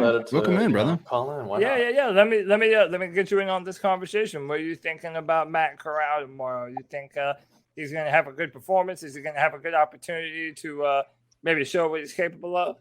Listen, I'll be honest. Yeah, go ahead. Yeah, go ahead. Oh, sorry, I had the double stream. Yeah. Okay, you're good. So with Matt Corral, listen, I'll be honest. I think this kid is talented. I wouldn't say his arm talent is super elite, but he's definitely great, a great arm talent. But I think he'll take at least a year to develop. I want to sit here, and I've watched every Matt Corral game. I've seen it. I know, the RPO offense, all that. He needs a solid year for me to transition from that Lane Kiffin offense to a pro, reading the entire field instead of just like reading a tight end against a linebacker, which was a lot of the throws that he was doing Lane Kiffin. But I'm a believer in his arm, dude. Like if you watch him and Aaron Rodgers, they have super tight, fast throwing arm motions. And Rodgers took like 4 years sitting behind to like really learn his throwing motion.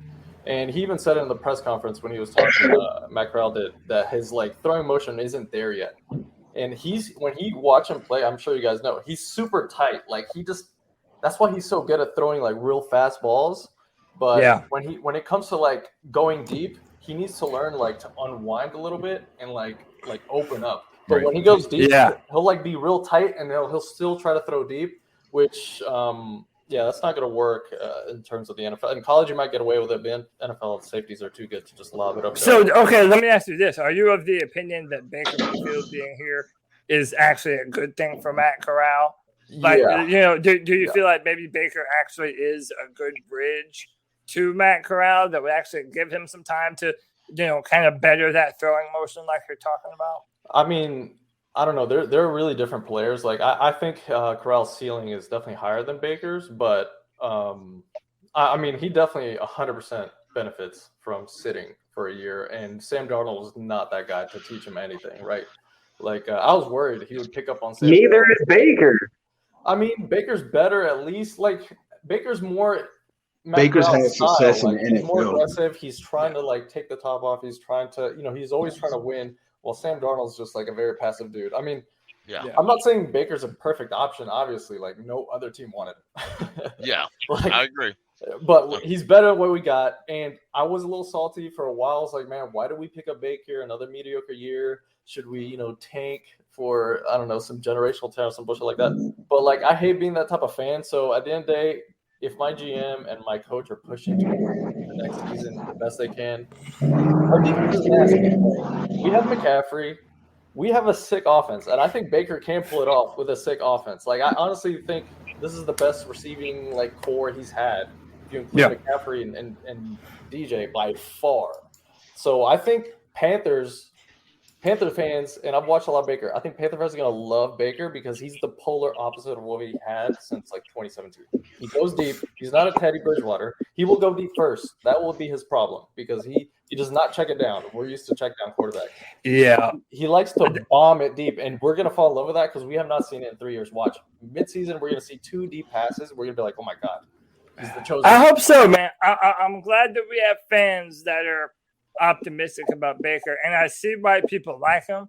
I also think he has a bit of a tendency to be too aggressive. Like I feel like when he was with the Browns, he was a bad decision maker a lot of the time. Maybe not all the time, but again, like I've said all the way across the board, if Baker balls out, I'm not going to be an old curmudgeon and not give him his props. Like if he earns it, we're going to give him all the credit that he deserves for doing so. Real quick, I want to add some more people, but I'm already at 10. I can back up. You come out too, man. Well, yeah, I mean, I only need to add one more person, so I only need to make one more spot.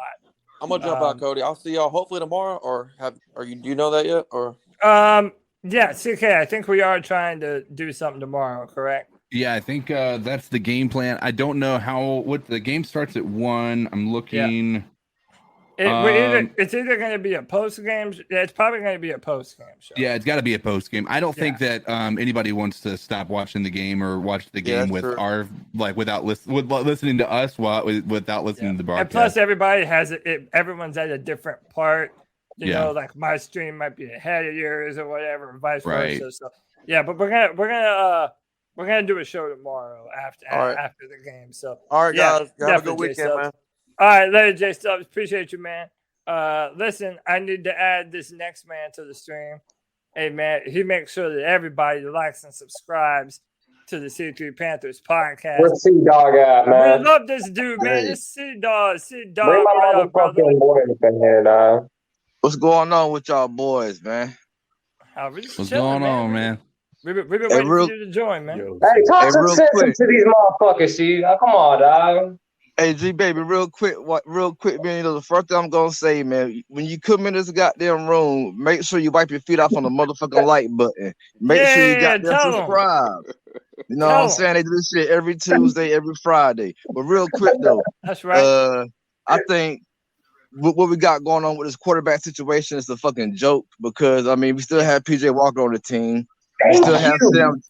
We still have Sam Darnold. So you telling me we're gonna sit Sam Darnold on the bench for 18-19 million? I mean that's just dumb as fuck because you already know you have Sam Darnold. You got to give him 19 million. So Sam come out here and fuck up. You got Matt Corral. Just throw Matt Corral out there. You know. So Matt Corral.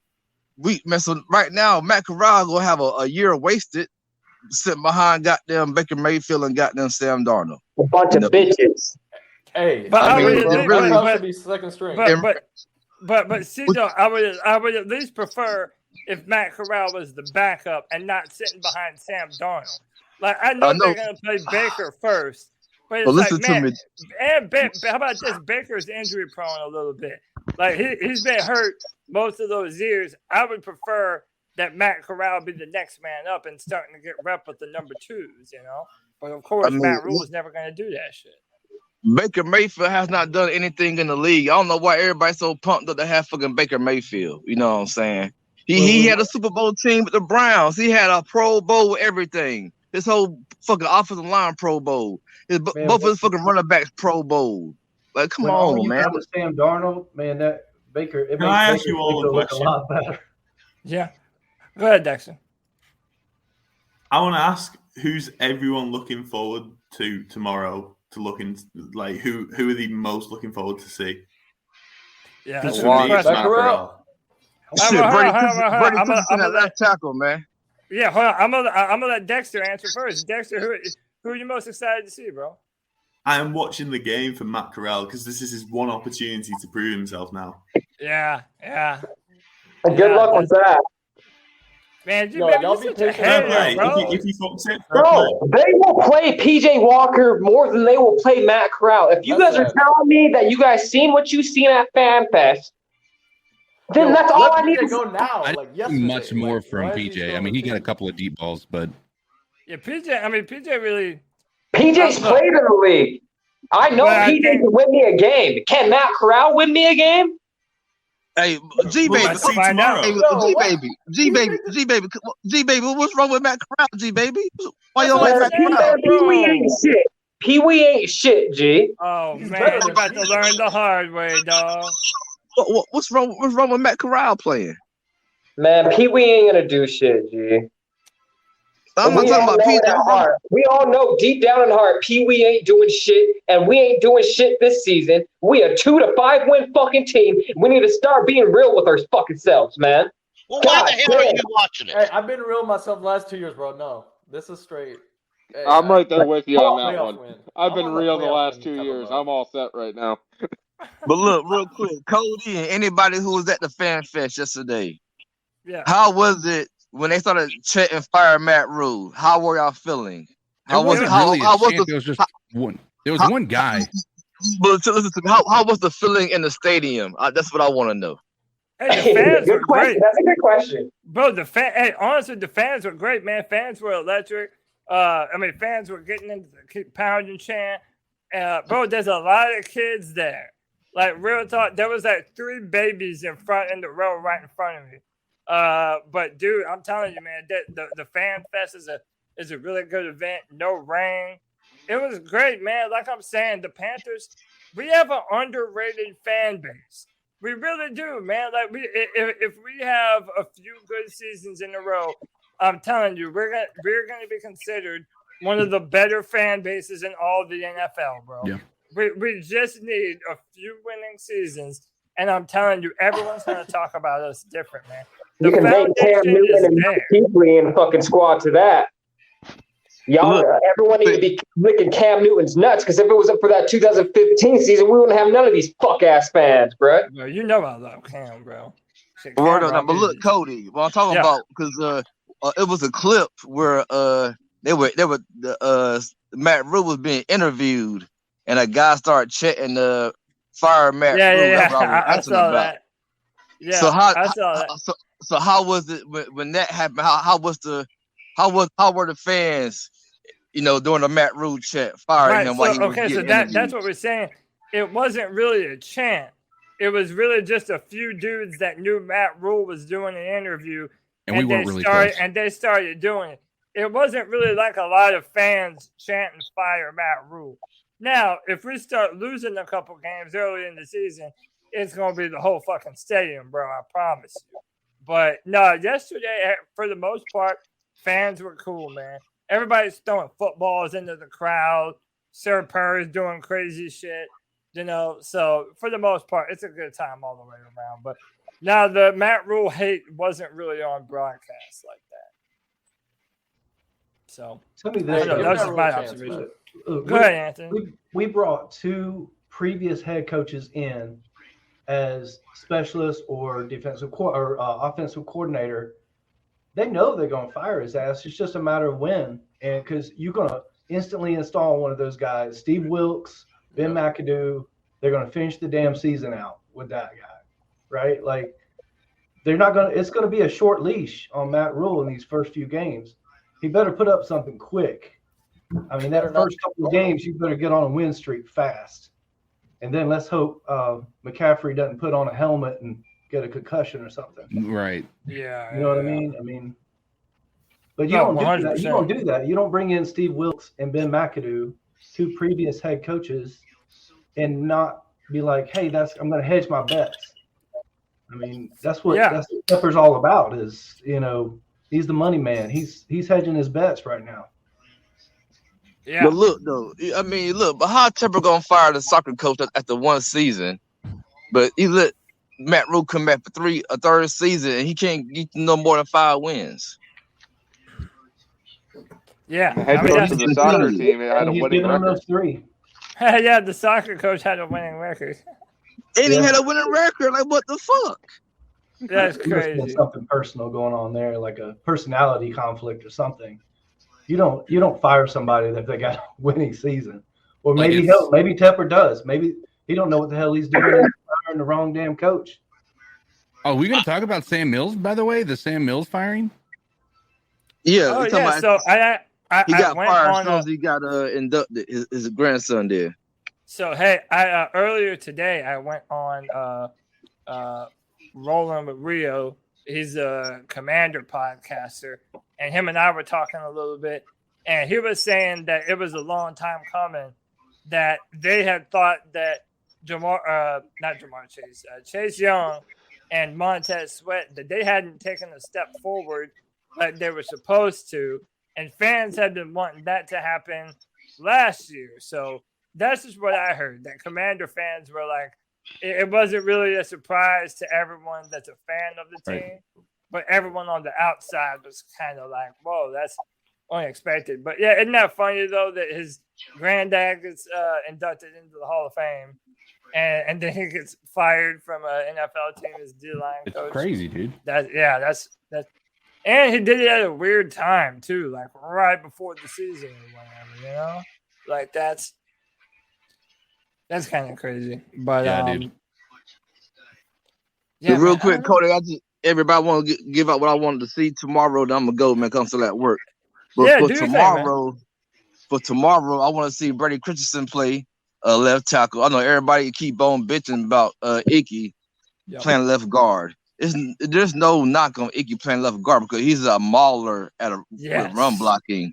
So if you got Icky at the left guard and you got Brady Christensen at the left tackle, your left side of the line is solidified for the next at least 10, 15 years. We know the left side is good, Yeah. So man, I'm 100% on your side. Yeah, I want to see Brady Christensen do good tomorrow, and I want to see.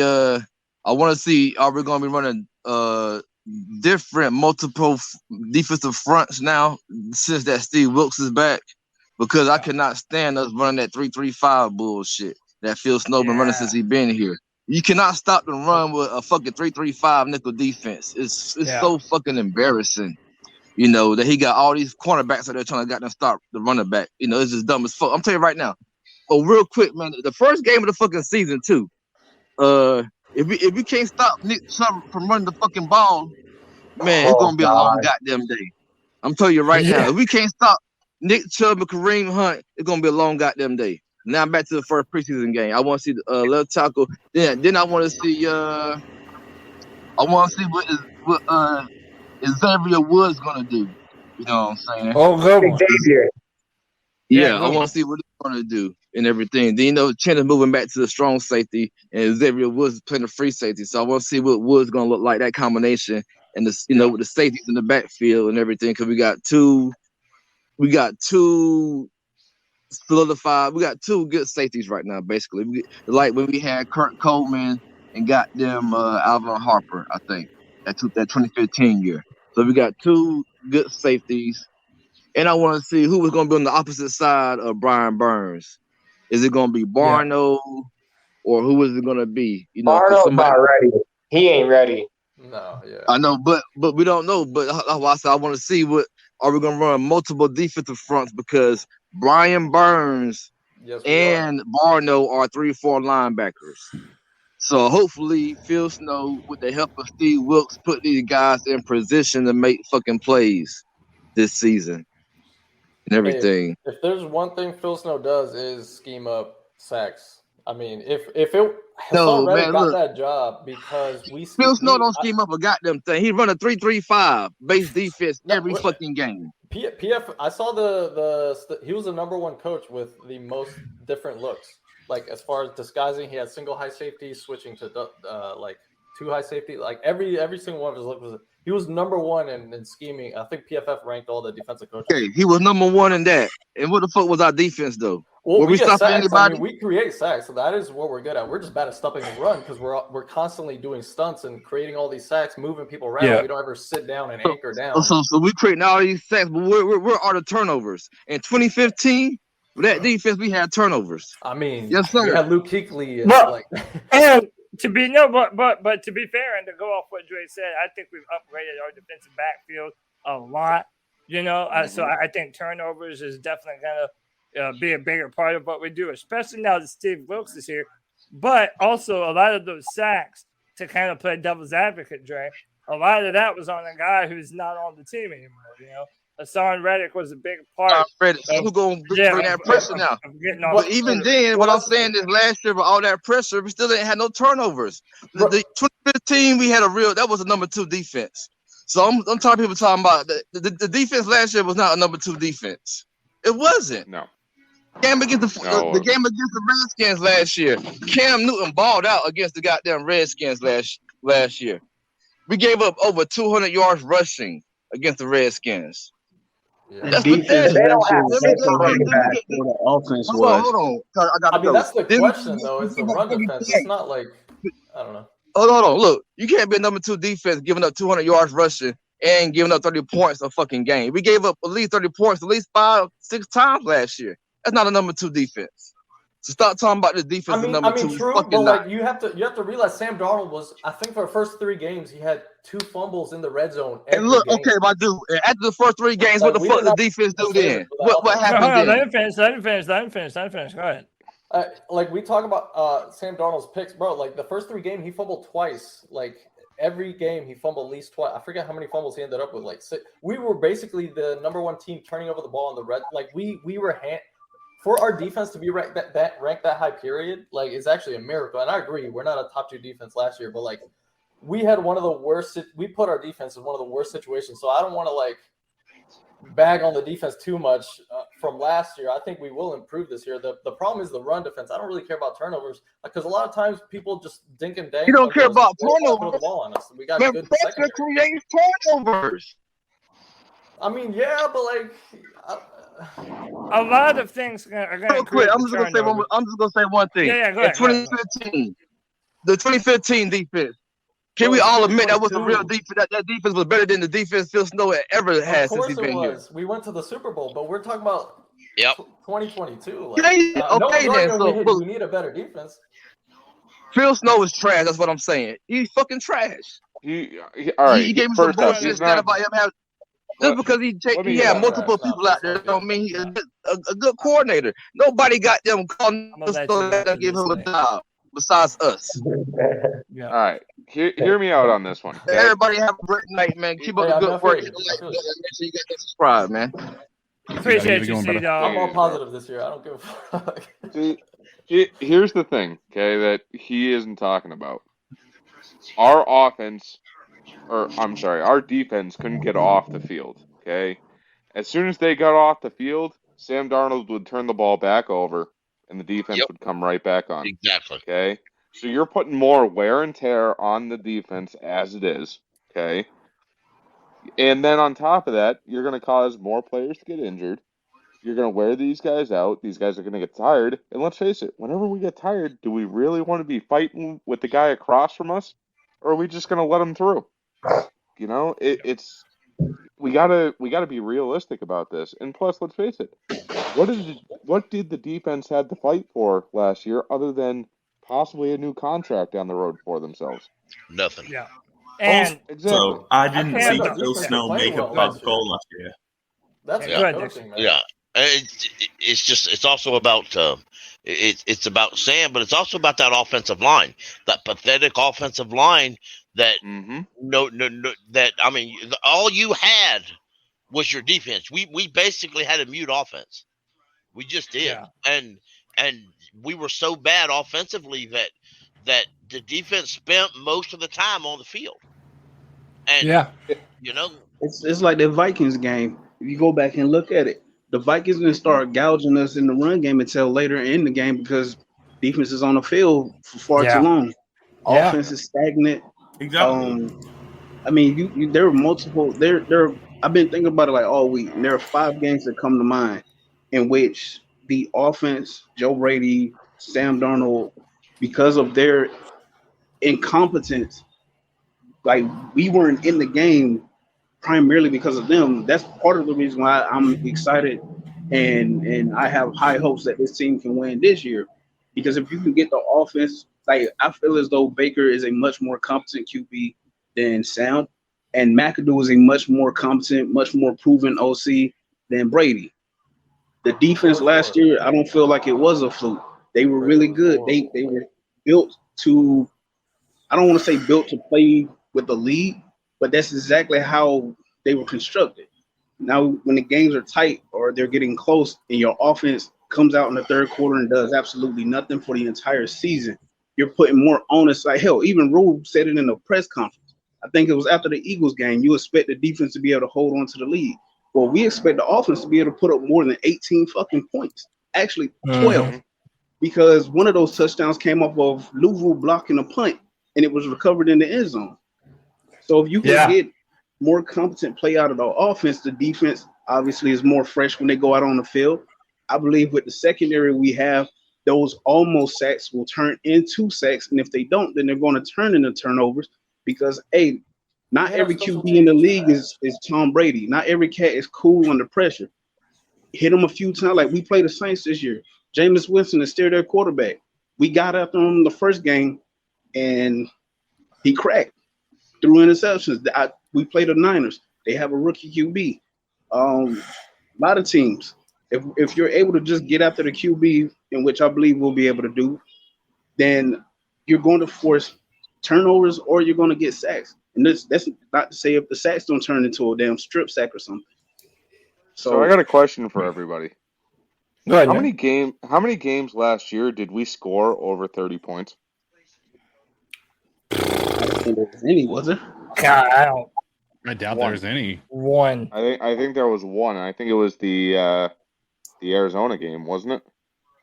I'll look it up. That was like 38-10 or something like that. The game that we had Cam Newton. Yeah, and that was where I was going next. Is who was the QB in that game? It wasn't Sam. The only time that this defense seems to PJ. Oh, yeah. Can I bring up something real quick to add to that? Go ahead. Yesterday, watching FanFest, I heard Steve Smith say something, and we talked about it, I think, but we've never heard anybody else say that. Steve Smith said one of the improvements this year that you'll see that you did not see at all under Joe Brady was the fact that quarterbacks now and Panther quarterbacks can actually change the calls at the line of scrimmage. Under Joe Brady refused to let any quarterback change the plays when he's given. Now that would explain why Cam Newton was benched in favor of Sam, because Cam would often change the plays on his own, and Joe Brady didn't like that, because what Joe Brady believed more in himself than anybody else. That pisses me the fuck off. That So makes can me we so safely assume that Joe Brady was the one that wanted Teddy and not Cam? Yeah. Oh my God, bro! It makes perfect. That's what makes sense. Why Teddy Bridgewater said what he said, and actually, I mean, it makes a lot of sense in that realm. So, quarterbacks know what they're doing. Yeah. So, by the way, Nick, you are correct. The Cardinals game was the only time the Panthers got over 30 points last season. So, yeah, and the defense was great in that game, didn't they? Yeah, go ahead, Dexter. I've got a question. Give me one game where you were absolutely disgusted by Phil Snow's playing. Like, what game did he play Cowboys. Where you were like, no? So, just give me one. Cowboys. Yeah. I was heated watching that game because Snow would not. I would say. So to me, there's actually three of them. And by the way, I'm a Phil Snow defender. I believe that out of all the coaches that we have, he has by far done the most and is the most knowledgeable out of all of our coaches. You can love him or hate him. Yep. I think that's a true fact. I will say this: there were three games that really, really, really disappointed me in his performance. So we already mentioned the Cowboys. That Patriots game was abysmal. That's where I was too. I blame Sam more. Sam had 3 picks in that game. Exactly. True, like, but what does it become on the offense? Right. But hold on. How about this one? There's someone that I'll blame before Sam. Then I'll jump to Nick right after this one. Is the Giants. They put up 25 points on us. And again, I know that we had a blocked kick right by the end zone. It went for a touchdown. They had a lot of things go their way. But I just feel like there were times when the defense had an opportunity to step up, and they couldn't get it done for whatever reason. Go ahead, Nick. You know, the one player that I'll blame more than Sam in that Pats game, and I was there. I drove my ass from Massachusetts down to see that game. And I knew we were going to lose, but I wanted us to at least be competent.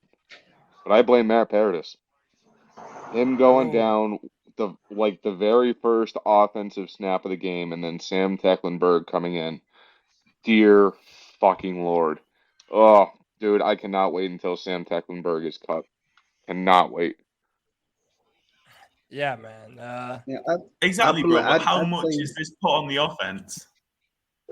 So for me, I say the Dallas game is the one that was the worst, because throughout that game, Snow, and I understand like they had Amari Cooper, CeeDee Lamb, and I understand him wanting to show respect to their passing game. But the Cowboys, for as far back as I can remember, they've always wanted to run the ball. Like, everybody talks about what Dak can do, and they want to run the ball. And that's exactly what they did in that game. They were going out there in 2 tight end sets. 3 tight end sets, man. And we were still running a fuck-ass 3-3-5. Yeah. No, I'm looking at the defense, and it's a nickel set. It's a dime set. And, like, they're telegraphing what they want to do. Just go to a 4-3 for the love of all. To Snow's credit, this is part of the reason why I'm a huge Snow fan. He mentioned it a couple of times this past offseason, how that Dallas game is something that bothered him. So even he's aware that, okay, I can't get too cute with what I'm doing. Like, yeah, we have a lot of talent on the defense, but sometimes you just got to go back to the basics. Like that Dallas game, because to that point, like, we went into the half leading, and then third quarter, the offense did what it did. Sam, I think he had 2 picks in that game, and then in the fourth inning, they tried to do something, but I feel like we could have put the clamps on their offense and made that a much lower scoring, tighter game. Like, even if we still lose, the defense would have looked better if you had just gone with a base 4-3 and then dared them to throw the ball. Like I have the same thoughts, but like when you look at our roster, we don't have a roster for a 4-3, and that's a big weakness. We don't have like the Eagles have a really good 4-3, right? Because each of the Eagles D line is a massive man who can just move two people. We don't have that. We have our game is more about speed. Like we're just trying to create stunts and come off the edge, and you have a Hassan Reddick like outside linebacker edge type, or whoever just screaming Frankie Luvu screaming off the side and get sacks like that. We're trying to create lanes. We don't have, and you're right. That's a major weakness when it comes down to two tight end sets and everyone else is bigger. We're getting bullied. Like even switching to a 4-3. It doesn't matter. We would get bullied even worse on a 4-3 because we wouldn't be able to get sacks to like kind of offset some of that stuff. Even if we don't have the personnel, even if we don't have the personnel to go to a true 4-3, a 3-4 can stop the run too. It's about getting bodies in the box. Right. If I'm not mistaken, that was also the first week in which Horn was down. We had acquired CJ Henderson, but he had just got to the team. So CJ plays soft, man.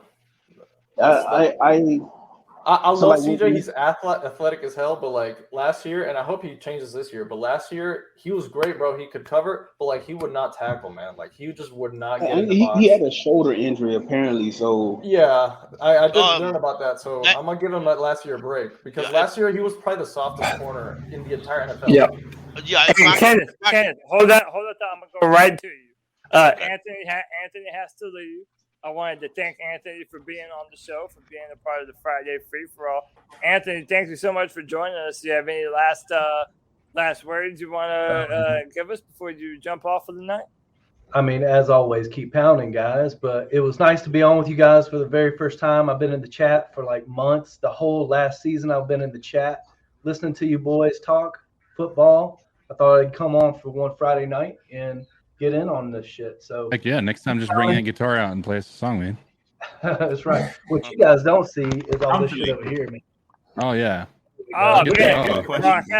Baby. Play a theme song. I like that. I like that. Band together, bro. But Anthony, hey, don't be a stranger, man. Definitely look forward to seeing you in the future, dude. Yeah, man. We'll hop on. Give us a score prediction tomorrow. Yeah. Give us a score prediction before you go. Tomorrow. Oh God, man, it's gonna be an awful game, right? Like you're not gonna see a whole lot of the ones. It's gonna be trash football, guys, but it's gonna be fun, Yeah. So I'm gonna say probably 2014 Panthers over the Commanders. All right. We gotta give Ron his due because he came back here last year. Was it last year? And beat us in our house? Mm-hmm. Last year or the year before? We got to give him his due, man. And I mean, we got him the year before. Oh yeah, that's right. So I want to see their uniforms too, man. This will be the first time that they played on a field with those big W's on the side of the damn helmet. Yeah, that's right. Like a college team or something. I don't know, but yeah. So, like I said, all I right, talked to guys. a Commander fan today. He said he likes the outfits, but yeah, but it remains to be seen. But hey, I appreciate you, Anthony. Thanks for joining us, man. And we'll be seeing you again soon, bro. All right. See you guys. All right, later, man. All right, Kenneth, I'm a man of my word. Going right back to you. What's up? Wonderful. You know what? CJ Horn mentioned yesterday because the reporter asked him, and he said that his dad, Joe Horn, and Steve Smith ragged him to death over the offseason over his tackling. Oh, yeah. Over what? Over his tackling. So he said, just so he don't go home and have to hear it and hear it from Steve Smith, he's going to be a lot better on his tackling this year, which that's good. He was actually a great tackler, to be honest. Yeah. So, but I like the fact that the older folks are stepping in. And oh, by the way, I like seeing KK at that. I don't know if y'all saw KK was there and Boston was there, and it was nice. Oh, cool. Yeah. There's a picture somewhere of them all there. In the fans section, no less. Something I wanted to bring up. Dexter, you wanted to know about ratings. To my opinion, last year, the defense caused, the offense caused, to me, 40% of the issue. Special teams actually caused. Exactly. I'd give 10%, at least 10, at least Bro, 10. the Eagles game, like we literally lost because of that punt.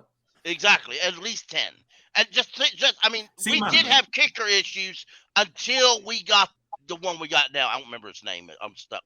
But till we got Zane, we had kicker issues. Remember how many times? Remember Joey went everywhere, got cut, went to Washington, got cut, went to Texas. Anyway, and so but.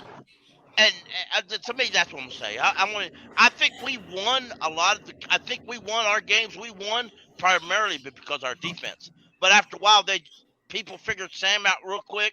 Our special teams sucked, and the defense just got tired. I mean, if you play Madden 22, imagine taking the stamina rating and maxing it out, and then playing everybody. In my opinion, and instead of offense, just purposely lose every offensive snap you have, then you'll realize what we were last year.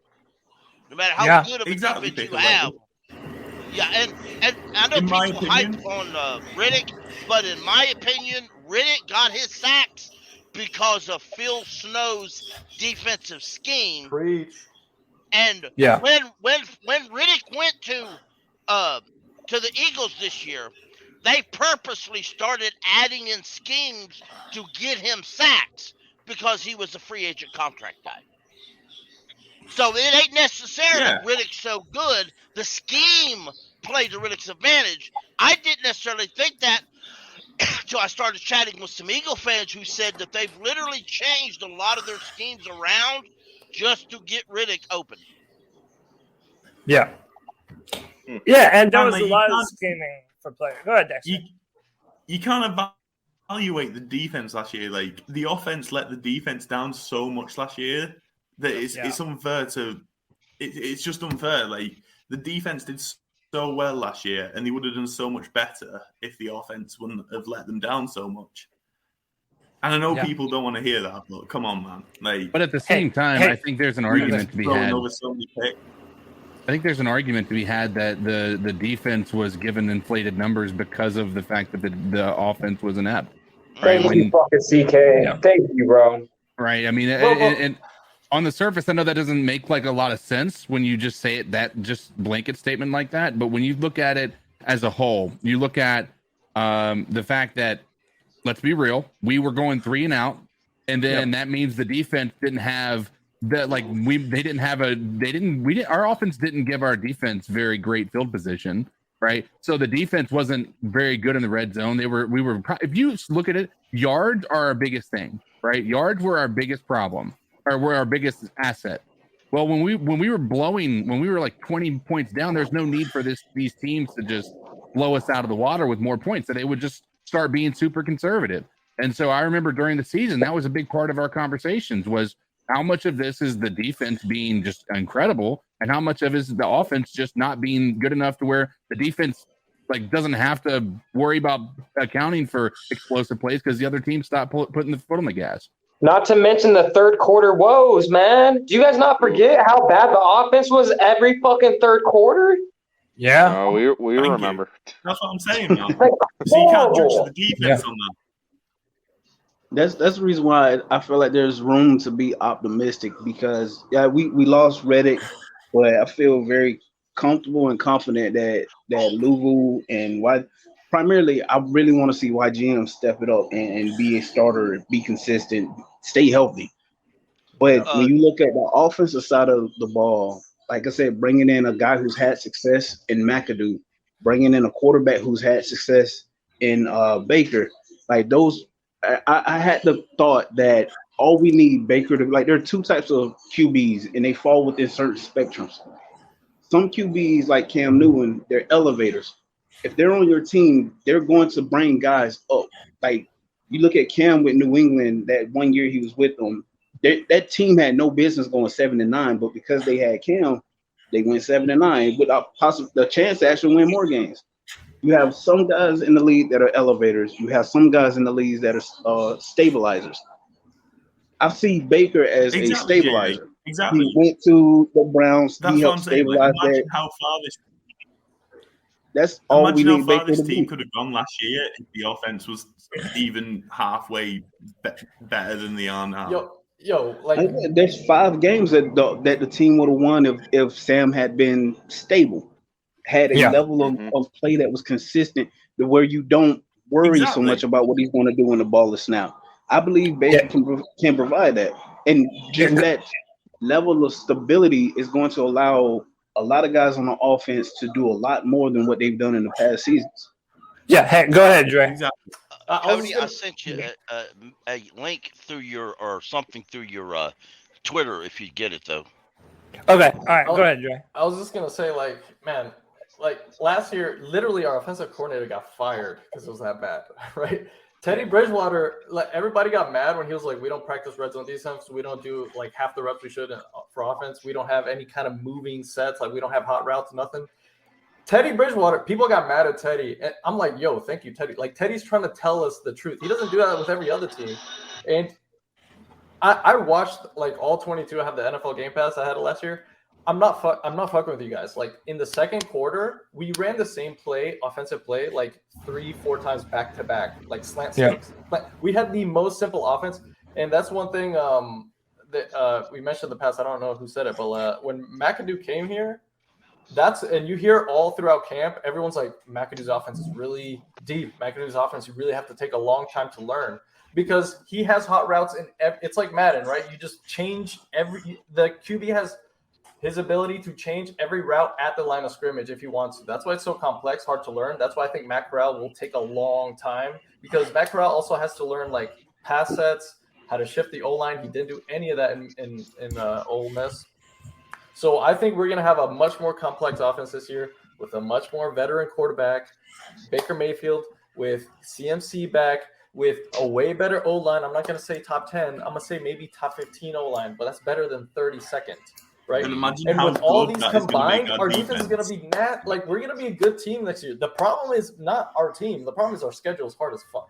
Like our schedule is It's going to come down to coaching, because you look at, like, if you took this roster and you gave this roster to if you gave this roster to Shanahan, if you gave this roster to Reed, if you gave this roster to McVay, every ESPN pundit will be talking about how the Carolina Panthers are definitely a playoff team because of the amount of talent that's on it. The question it comes down to, can McAdoo get in his bag and stay in it?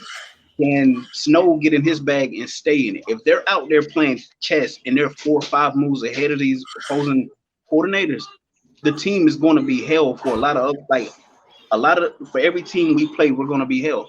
We might lose a game, we might win some, but we're going to be held. It's for me, it's a lot on the coaches, more so than the players.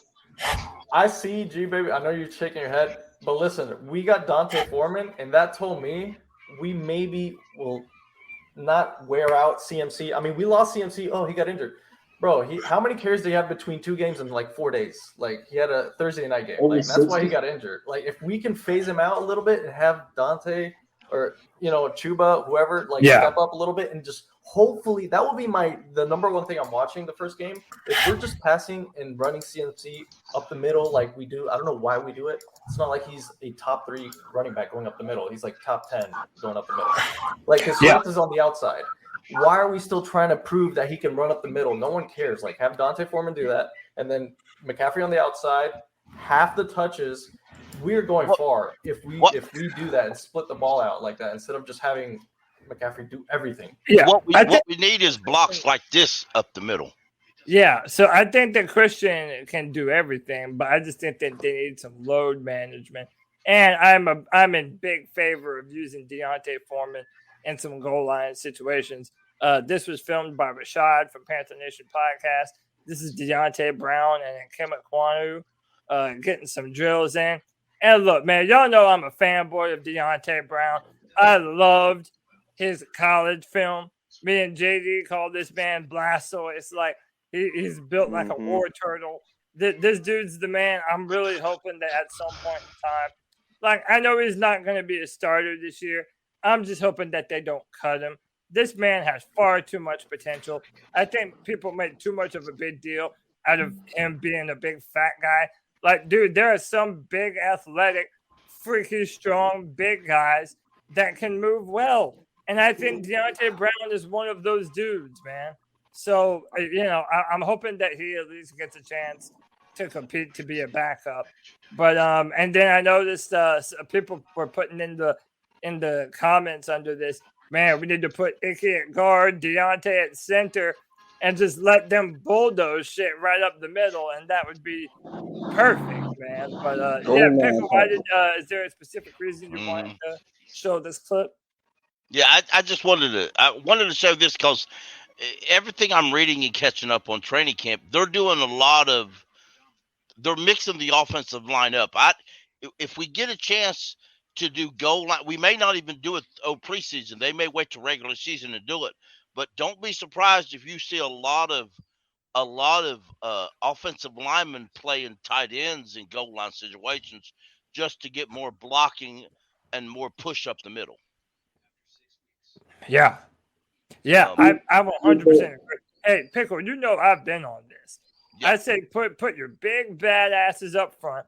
I don't think left guard is an inferior position to left tackle, especially in today's NFL. You need a pocket to be able to work from. You need to be able to run the football effectively. Those three interior positions, center, left guard, right guard, that's pivotal, man. It's absolutely important to that process. The right O-line configuration, whoever's at running back is going to look well. Like we all know, like I was telling my wife this week, I was like, when CMC, I had to show her highlights because she just started actually like paying attention to football. So I'm showing her highlights of what CMC's done in the past, and I'm like, when this dude is healthy, he's a human cheat code. And she's like, oh, well, why doesn't he play wide receiver? I'm like, whatever it is, CMC is a wide receiver. He has wide receiver skills, but he chose to play running back. When that dude is healthy, he is a cheat code. So I'm just gonna exclude him from what I'm about to say. With the right O-line configuration, whoever is back there at running back is going to look like a goddamn Pro Bowler. Yes, they're gonna be getting 4 or 5 yards before they're getting touched. And I looking at Deontay Foreman, right? I keep wanting to say Freeman. Looking at Foreman, Chuba, hell, even last year, like I was not high on Chuba, but Chuba got better as the season went on. I'm excited to see again with the right O-line configuration. Go ahead, throw whoever you want out there. Hell, I'm a proponent of you start the game with Foreman and then let CMC come in and finish the motherfuckers off in the second half. Like it's if things go the way they could, it's gonna be a good time to be a Panthers fan. Yeah, JD, let me ask you that real quick. Do you think tomorrow could be a day for Deontay to potentially push himself up this depth chart? Or do you think that he just, no matter what he does, he might not get the opportunity? I believe so because, Rule has stated on multiple occasions that he wants Deontay to get to a certain weight in order to play, and I don't see that's one of the issues I have with Rule. Sometimes you don't know more than what other people have shown you. Deontay didn't seem to have an issue playing at the weight he was playing at, unless he put on more weight. But he didn't seem to have an issue with playing at the weight he's at when he was at Alabama, to the tune of being he was part of one of the better O-lines in college football. Obviously, college is not NFL, but there's in the limited game film the limited game time he got last year, he looked good, and I'm fairly certain it's not like he dropped 30 fucking pounds throughout the season. Like, he could be one of those guys who just has to play him, and he'll lose the weight that he loses, and he's going to play at the level he plays at regardless. For all the talk about Icky at left guard, I would absolutely be drooling to see Icky at left tackle with Deontay at left guard, and I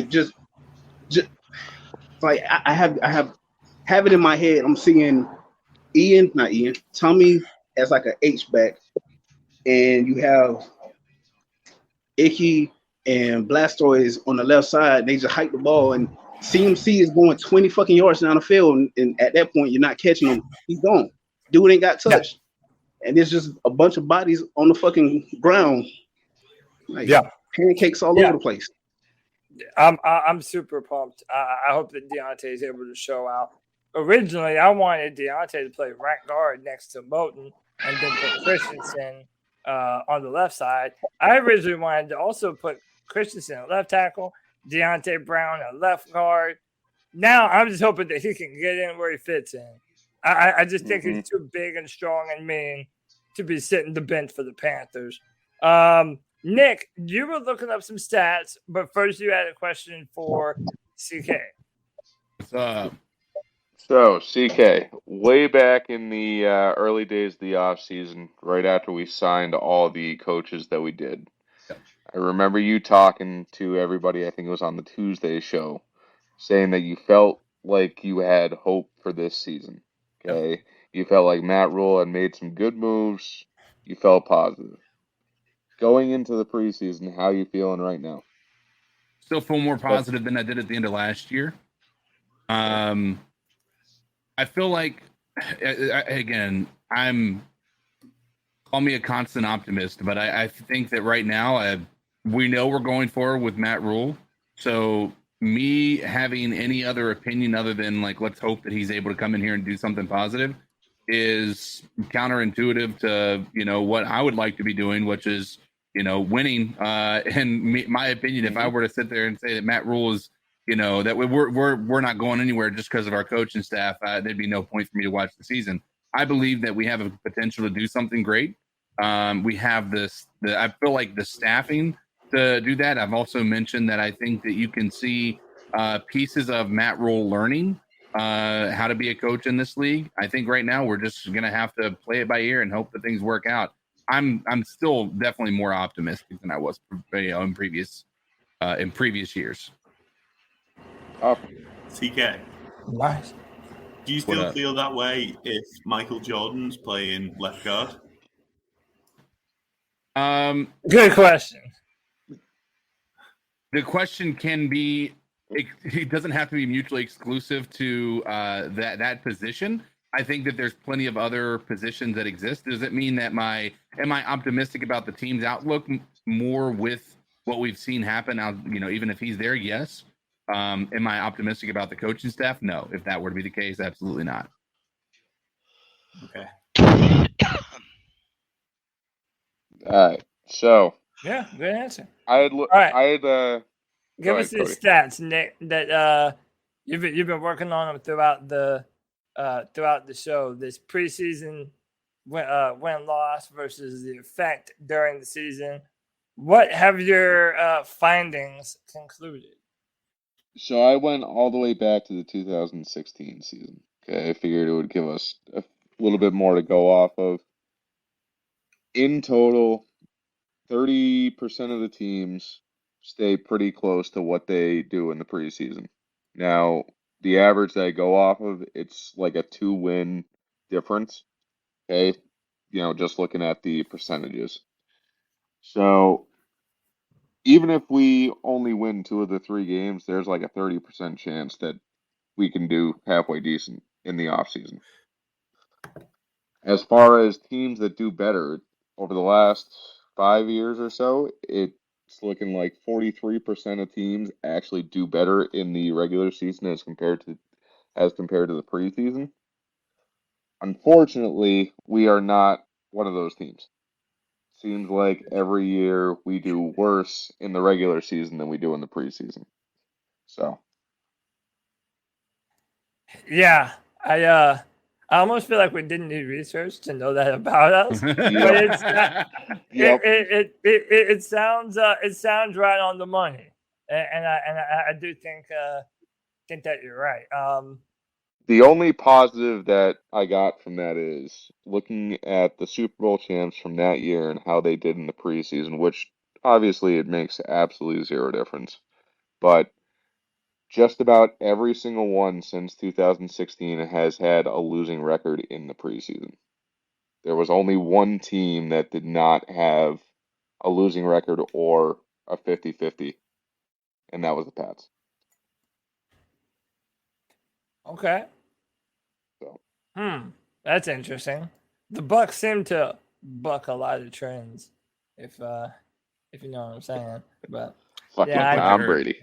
I'm fucking corny. I can't help it. Yeah, man. So look, here's what I want to do. To everybody who's still on the show, man, we still got 88 viewers. I appreciate each and every single one of you. Hit that like, hit that subscribe, hit that thumbs up. We're getting ready to get off of here, but before we do, I want everybody to tell me their prediction for the game tomorrow. What's going to be the score? And then again, tell me what you're excited to see. I mean, what position are you looking at? Is there a player that you're looking at specifically that you would like to see ball out? Just tell me what you want to see and what you think the score prediction is actually going to be. I'm just going to go from right or from left to right, how I have things on my screen. I'm going to start with Nick. Nick, what is going to be the score tomorrow? And what are you looking to see? What are you hoping to see from any one of these players, man? I want to see a clear difference between the two potential starting QBs. I want to see Baker actually kind of show us that he is that starter that we think that he is. On top of that, I want to see the O-line actually perform well and us be able to stop the run. Those are the few things that I'm looking for. Okay. Score prediction, say 2017 Washington. Okay. 2017 Washington Commanders. I mean, we'll see. Again, nobody's really caring if you're winning and losing in the preseason, but it'll definitely be interesting to watch this battle and see how it plays out. Panther Pickle, the man, the myth, the legend. Tell them what you think. What's going to happen tomorrow? And what are you really excited to look for? What are your eyes going to be trained on when you're watching football tomorrow? The lines. I want to see the offensive line and the defensive line. That's what's going to be my focal point. I've said it before. If our offensive line is not improved, it really doesn't matter who quarterback is. It really doesn't. You could throw Jack B. Nimble or 100-year-old quarterback out there, they're going to do the same thing. Our offensive line has to be improved, and our defensive line has to do what it didn't do last year, and that's stop the run. But they also got to get pressure on the quarterback, because you can't, with the quarterbacks we're going to face, you can't just stand back and let them throw the ball and hope our secondary is strong enough to fight it, no matter how good our secondary is. That being said, tomorrow's preseason, the first preseason game, those are normally trashy games. So I'm going to say 14-10.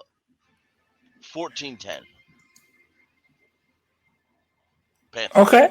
14-10 Panthers. All right, so low scoring. But I like that. And I'm 100% in agreement. My eyes are going to be keenly trained on that offensive line, man. Brady Christensen, Deontay Brown, a lot of those guys. This next man, he is an honorary member of the Four Horsemen of the C3 Apocalypse, taking over the podcasting world every Tuesday night at 9 p.m. CK, the voice that makes the moist. Tell them what you think about tomorrow, man. What are you feeling? Is it going to be the score? And what are you looking at, man? What's going to be the position spot, the player? Tell me what you think, bro. So I think that tomorrow we're going to see one drive from each Sam Darnold and Baker Mayfield. Unfortunately, I don't think that they result in either of them scoring a touchdown. Again, and I think that has less to do with the quarterback, but more to do with the fact that they haven't allowed either of them to really develop chemistry with the team under this new offense. And then I think Matt Corral and PJ, I think PJ comes in and blows it out of the water. And I think that we're going to be winning. I think it's going to be 20-10 Panthers. Okay, 20-10 Panthers. I like that. Again, there's no wrong answer to this, man. Like, there's so many parts of the team that we're excited about that we could be looking for, really a lot of clues on what's going to happen this year. So, yeah, that's great. JD, my man, my brother, you still out there in Hawaii, bro? Yeah, man. This is gonna be me for the next. Let's see, my son is 3, so this is gonna be me for the next 15 years.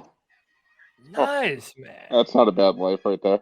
Yeah, man, living in paradise. That's The sucky thing is I'm much more of a snow person, so oh man. Dude, Hey, that's a song, by the way. How are you born? How are you born in South Carolina and you're a snow person? Growing up, like a lot of the stuff I watched on TV, like anime, the fucking X Games and all that shit, I just like that was the shit I was drawn to. Like I actually didn't even like football until I was like 13. But just growing up, like my dad, like he did a very good job of showing me that there is a world outside of South Carolina. So anytime it would get cold, like it's probably like 4 or 5 trips where we go up north, like North Carolina, Tennessee. So it's like snow out there. I'm like, oh shit, this is dope. Like I can jump into this and not hurt myself. It's a nice change of pace, you know. Yeah, so like I asked him for I was like 6 or 7. I asked for a snowboard, and he's like, yeah, just don't do nothing stupid. And of course, you don't give a 7-year-old that's been watching the X Games anything and tell him not to go try to. Anyway, figured out how to stay balanced on it. God, I can't even say decent. Like I cannot fall, but yeah. Yeah. Well, cool, Hey, man. JD, if you ever dude, get sick of Hawaii, feel free to come out to Mass, and I'll go to Hawaii for you. Yeah, man. But yeah, JD. So tell us what you think about tomorrow, man. Give us a score prediction and tell us what you're looking for, man. Is there a player you're looking to ball? Is there a position battle you're looking at? Are you waiting for Matt Rule just to give another really dumb press conference? What are you looking for, bro? Yeah, so score prediction, I see it being something like 24-14, 24-10. Panthers come out on top for all it's worth. But definitely going to be looking at the O-line, the configuration of the O-line and how well they're playing together. Outside of that, in the whole quarterback, like which quarterback looks better, I'm going to be looking to see how Brandon Smith looks out there. Like, I'm assuming he's going to get a fair amount of play time. And again, like the former linebacker, the former high school linebacker that I used to be, I'm going to be paying attention because the dude has all the physical gifts that a linebacker needs in order to be one of the best. And he's with the Carolina Panthers. Luke Kuechly, Thomas Davis, John Beeson, Sam. If he I just want to see him flying around, getting to the ball like that. That will have me excited for what his future looks like with us and what he could possibly become. Yeah, dude, that's a great one. I really think Brandon Smith, he has the physical potential and ability to be an all-pro kind of player. He just needs the right tutelage. He needs the right mindset, helping him to learn the game. And you're right, man. All the Panther legends at linebackers that we have, man. It goes back. He has a lot of guys to be able to fall back on. So I'm also hoping that he can work his way into a starter this year instead of us having to wait and see kind of what he ends up becoming in the future. I want to see this man do some stuff. So that's a great pick right there. I love that. Dexter, before we go to you, what time is it over there, man? Nearly 3 a.m. Man, dude, see, this is when I love it when you come on the Friday Free for All, man. That's real dedication, man. Someone that'll stay up until 3 just to hang out with us, man, and talk Panther football. That's loyalty, brother. You know we love it, man. We love it, brother. You're the only guys. None of my friends are into this, so you're the guys that I come to every Tuesday. On Wednesday for me, I listen to you. You guys are my friends when it comes to this shit. So I really appreciate every single you're one my of you. friend, brother. You're our friend, dude. You're awesome. We couldn't thank you enough for having you on the show, man. Tell us what you're thinking tomorrow, man. Give us a score prediction. And what are you looking for? Is it a player? Is it a battle? What are you looking at, man? There's one person I'm waiting to see tomorrow. And like I said before, he's only going to have one opportunity. It's the very first preseason game, and it's going to be Matt Corral. He's going to I'm hoping that he's going to play the whole game. It's his opportunity to show himself, and I'm going to go for a 21, maybe 24-17 to the Panthers. I want three touchdowns by Matt Corral. I'm praying for it, man. Dude, me and you are on the same page, dude. I am so excited to see Matt Corral play. I want us to be excited. Like, I'm already seeing clips of Trey Lance, Malik Willis, Trevor Lawrence. I've seen a bunch of people that are looking real good. I want Matt Corral to get on that highlight reel, man. He's our guy, and we've got to get behind him. Imagine him throwing a bomb to Robbie Anderson in the back left corner of the end zone. Dude, it would be perfect. Exactly. It would be absolutely perfect. That's it, man. That's it. Yeah, man. So I guess I'll give my prediction, man. I'm going to say Carolina Panthers, and I'll say 23-17. I think we're going to win by. And I kind of think it's going to come down to the wire. It's going to kind of come down to the very end. And so I'll tell you what, I'll give you number 2, then number 1. Number 2 is Deontay Brown, man. I want to see this guy look good. I want to see him look like a guy that we can depend on to be able to step up if an injury happens or whatever, at guard, at center. I really do believe this young man is a really good football player, and he just needs an opportunity to play to show that. So that's number 1. Or no, that's number 2. Number 1 is number 9. Matt Corral. I'm so pumped. I really do think this young man is the future of the Carolina Panthers. I'm hoping that we see something incredible for him tomorrow. Take care of the football, and don't be afraid to take some chances, man. I'm not going to freak out if it throws an interception or whatever. It's preseason. You're learning. Get out there, get in rhythm, show that arm talent, show that zip, and put the world on notice, man. Show everyone that the Panthers have one of the brightest futures in the NFL, man. That's what I'm looking for. 1,000%. Yeah, man. Well, look, this has been another edition of the C3 Friday Free-For-All, man. Hit that like, hit that subscribe, hit that notification bell. And I appreciate everyone for being on here, man. I'm going to let everybody say one more thing before we get off. I'm going to go into reverse order. Dexter, last thing. What would you like to say to the fans before we jump out? Oh, man. I've got nothing else to plug apart from you guys, man. Thank you for, just giving us the content every week. I appreciate every single one of you, from G-Baby to Nick to Panther Pickle. You all provide me with the dose I need every week of this Panthers team. It's honest. I've got no words for it, man. You just give me what I need. I'd love to hear that, man. Dude, you saying that's the reason why I love doing this, man. All the fans and the friends that we've made, dude, it's incredible knowing that we can be a part of people's everyday life and help Panther fans all over the world. Literally all over the world, man. How do you not love that, dude? Dexter, you're the man. I appreciate you, brother. JD. Thanks, guys. Last thing for the show, man. What you got? Yeah, man. I just so like I said, typically one of the first things I check when I wake up in the morning is any Panthers related news, hoping that it's good news, like some dope videos or something that dropped out. National media, as it typically does, they're overlooking the Panthers. We're the 32nd best team or 32nd worst team, however they want to word it. It is what it is. As a Panthers fan, we know what it's like to be overlooked, to be ignored and all those things. But a thought occurred to me as I'm looking at all this stuff and reading everything. One of the worst things for any person to feel is when you're somewhere you probably shouldn't be and you think you're by yourself, only to realize that there is something stalking you, something is near you. That's going to be the Panthers for a lot of teams this year. You're walking through the woods, you're walking through the jungles, you're thinking you're cool, it's a nice, good day.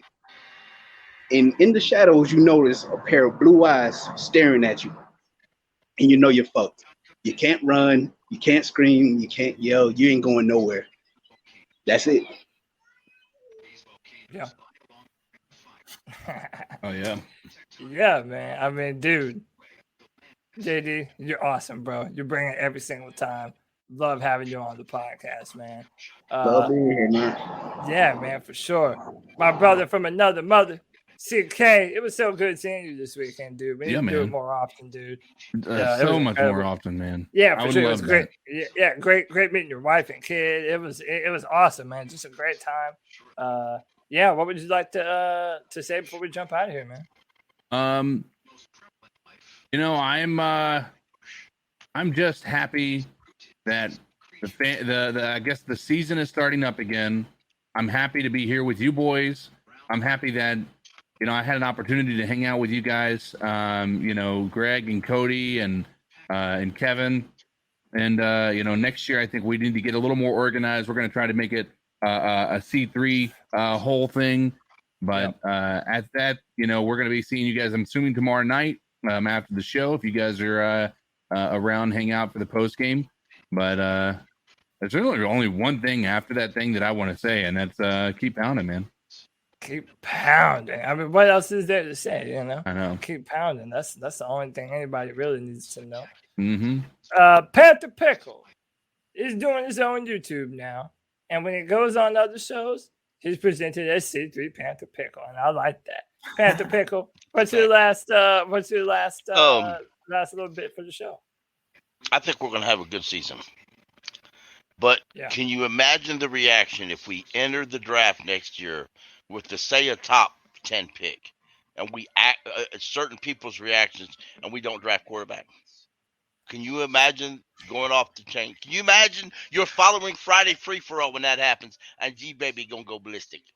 Oh, dude, G Baby might his head might literally explode like a volcano if we pass on like a CJ Stroud or whatever. Exactly. Yeah, that'd be hilarious. It is, and you gotta love G Baby. So, you know what though? I remember Panther football before we had keep pounding. I'd rather have the keep pounding part. So keep pounding and go Panthers. Keep pounding, go Panthers. It's as simple as that, and it doesn't need to be any more complicated.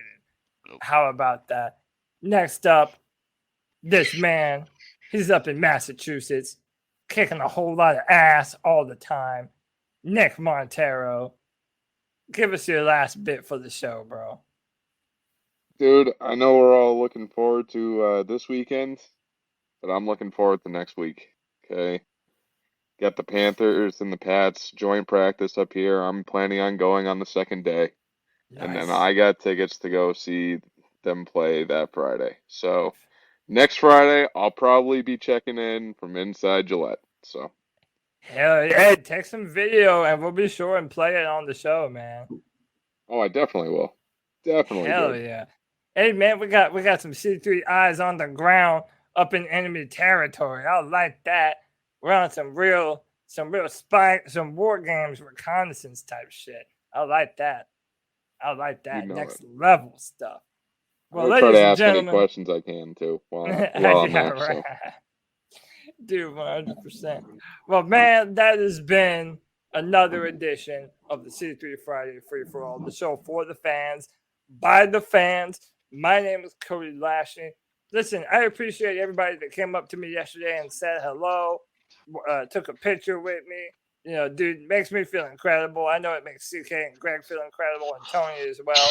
We're growing this podcast, and we have so many cool things in store for y'all this year. CK knows what I'm talking about, man. We have so many cool things. OnlyFans.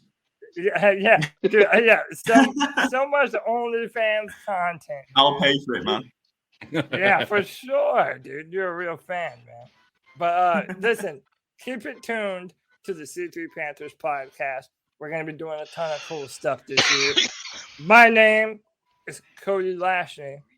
Until tomorrow, when we'll be doing a post-game show for the first time in forever, you already know what it is, baby.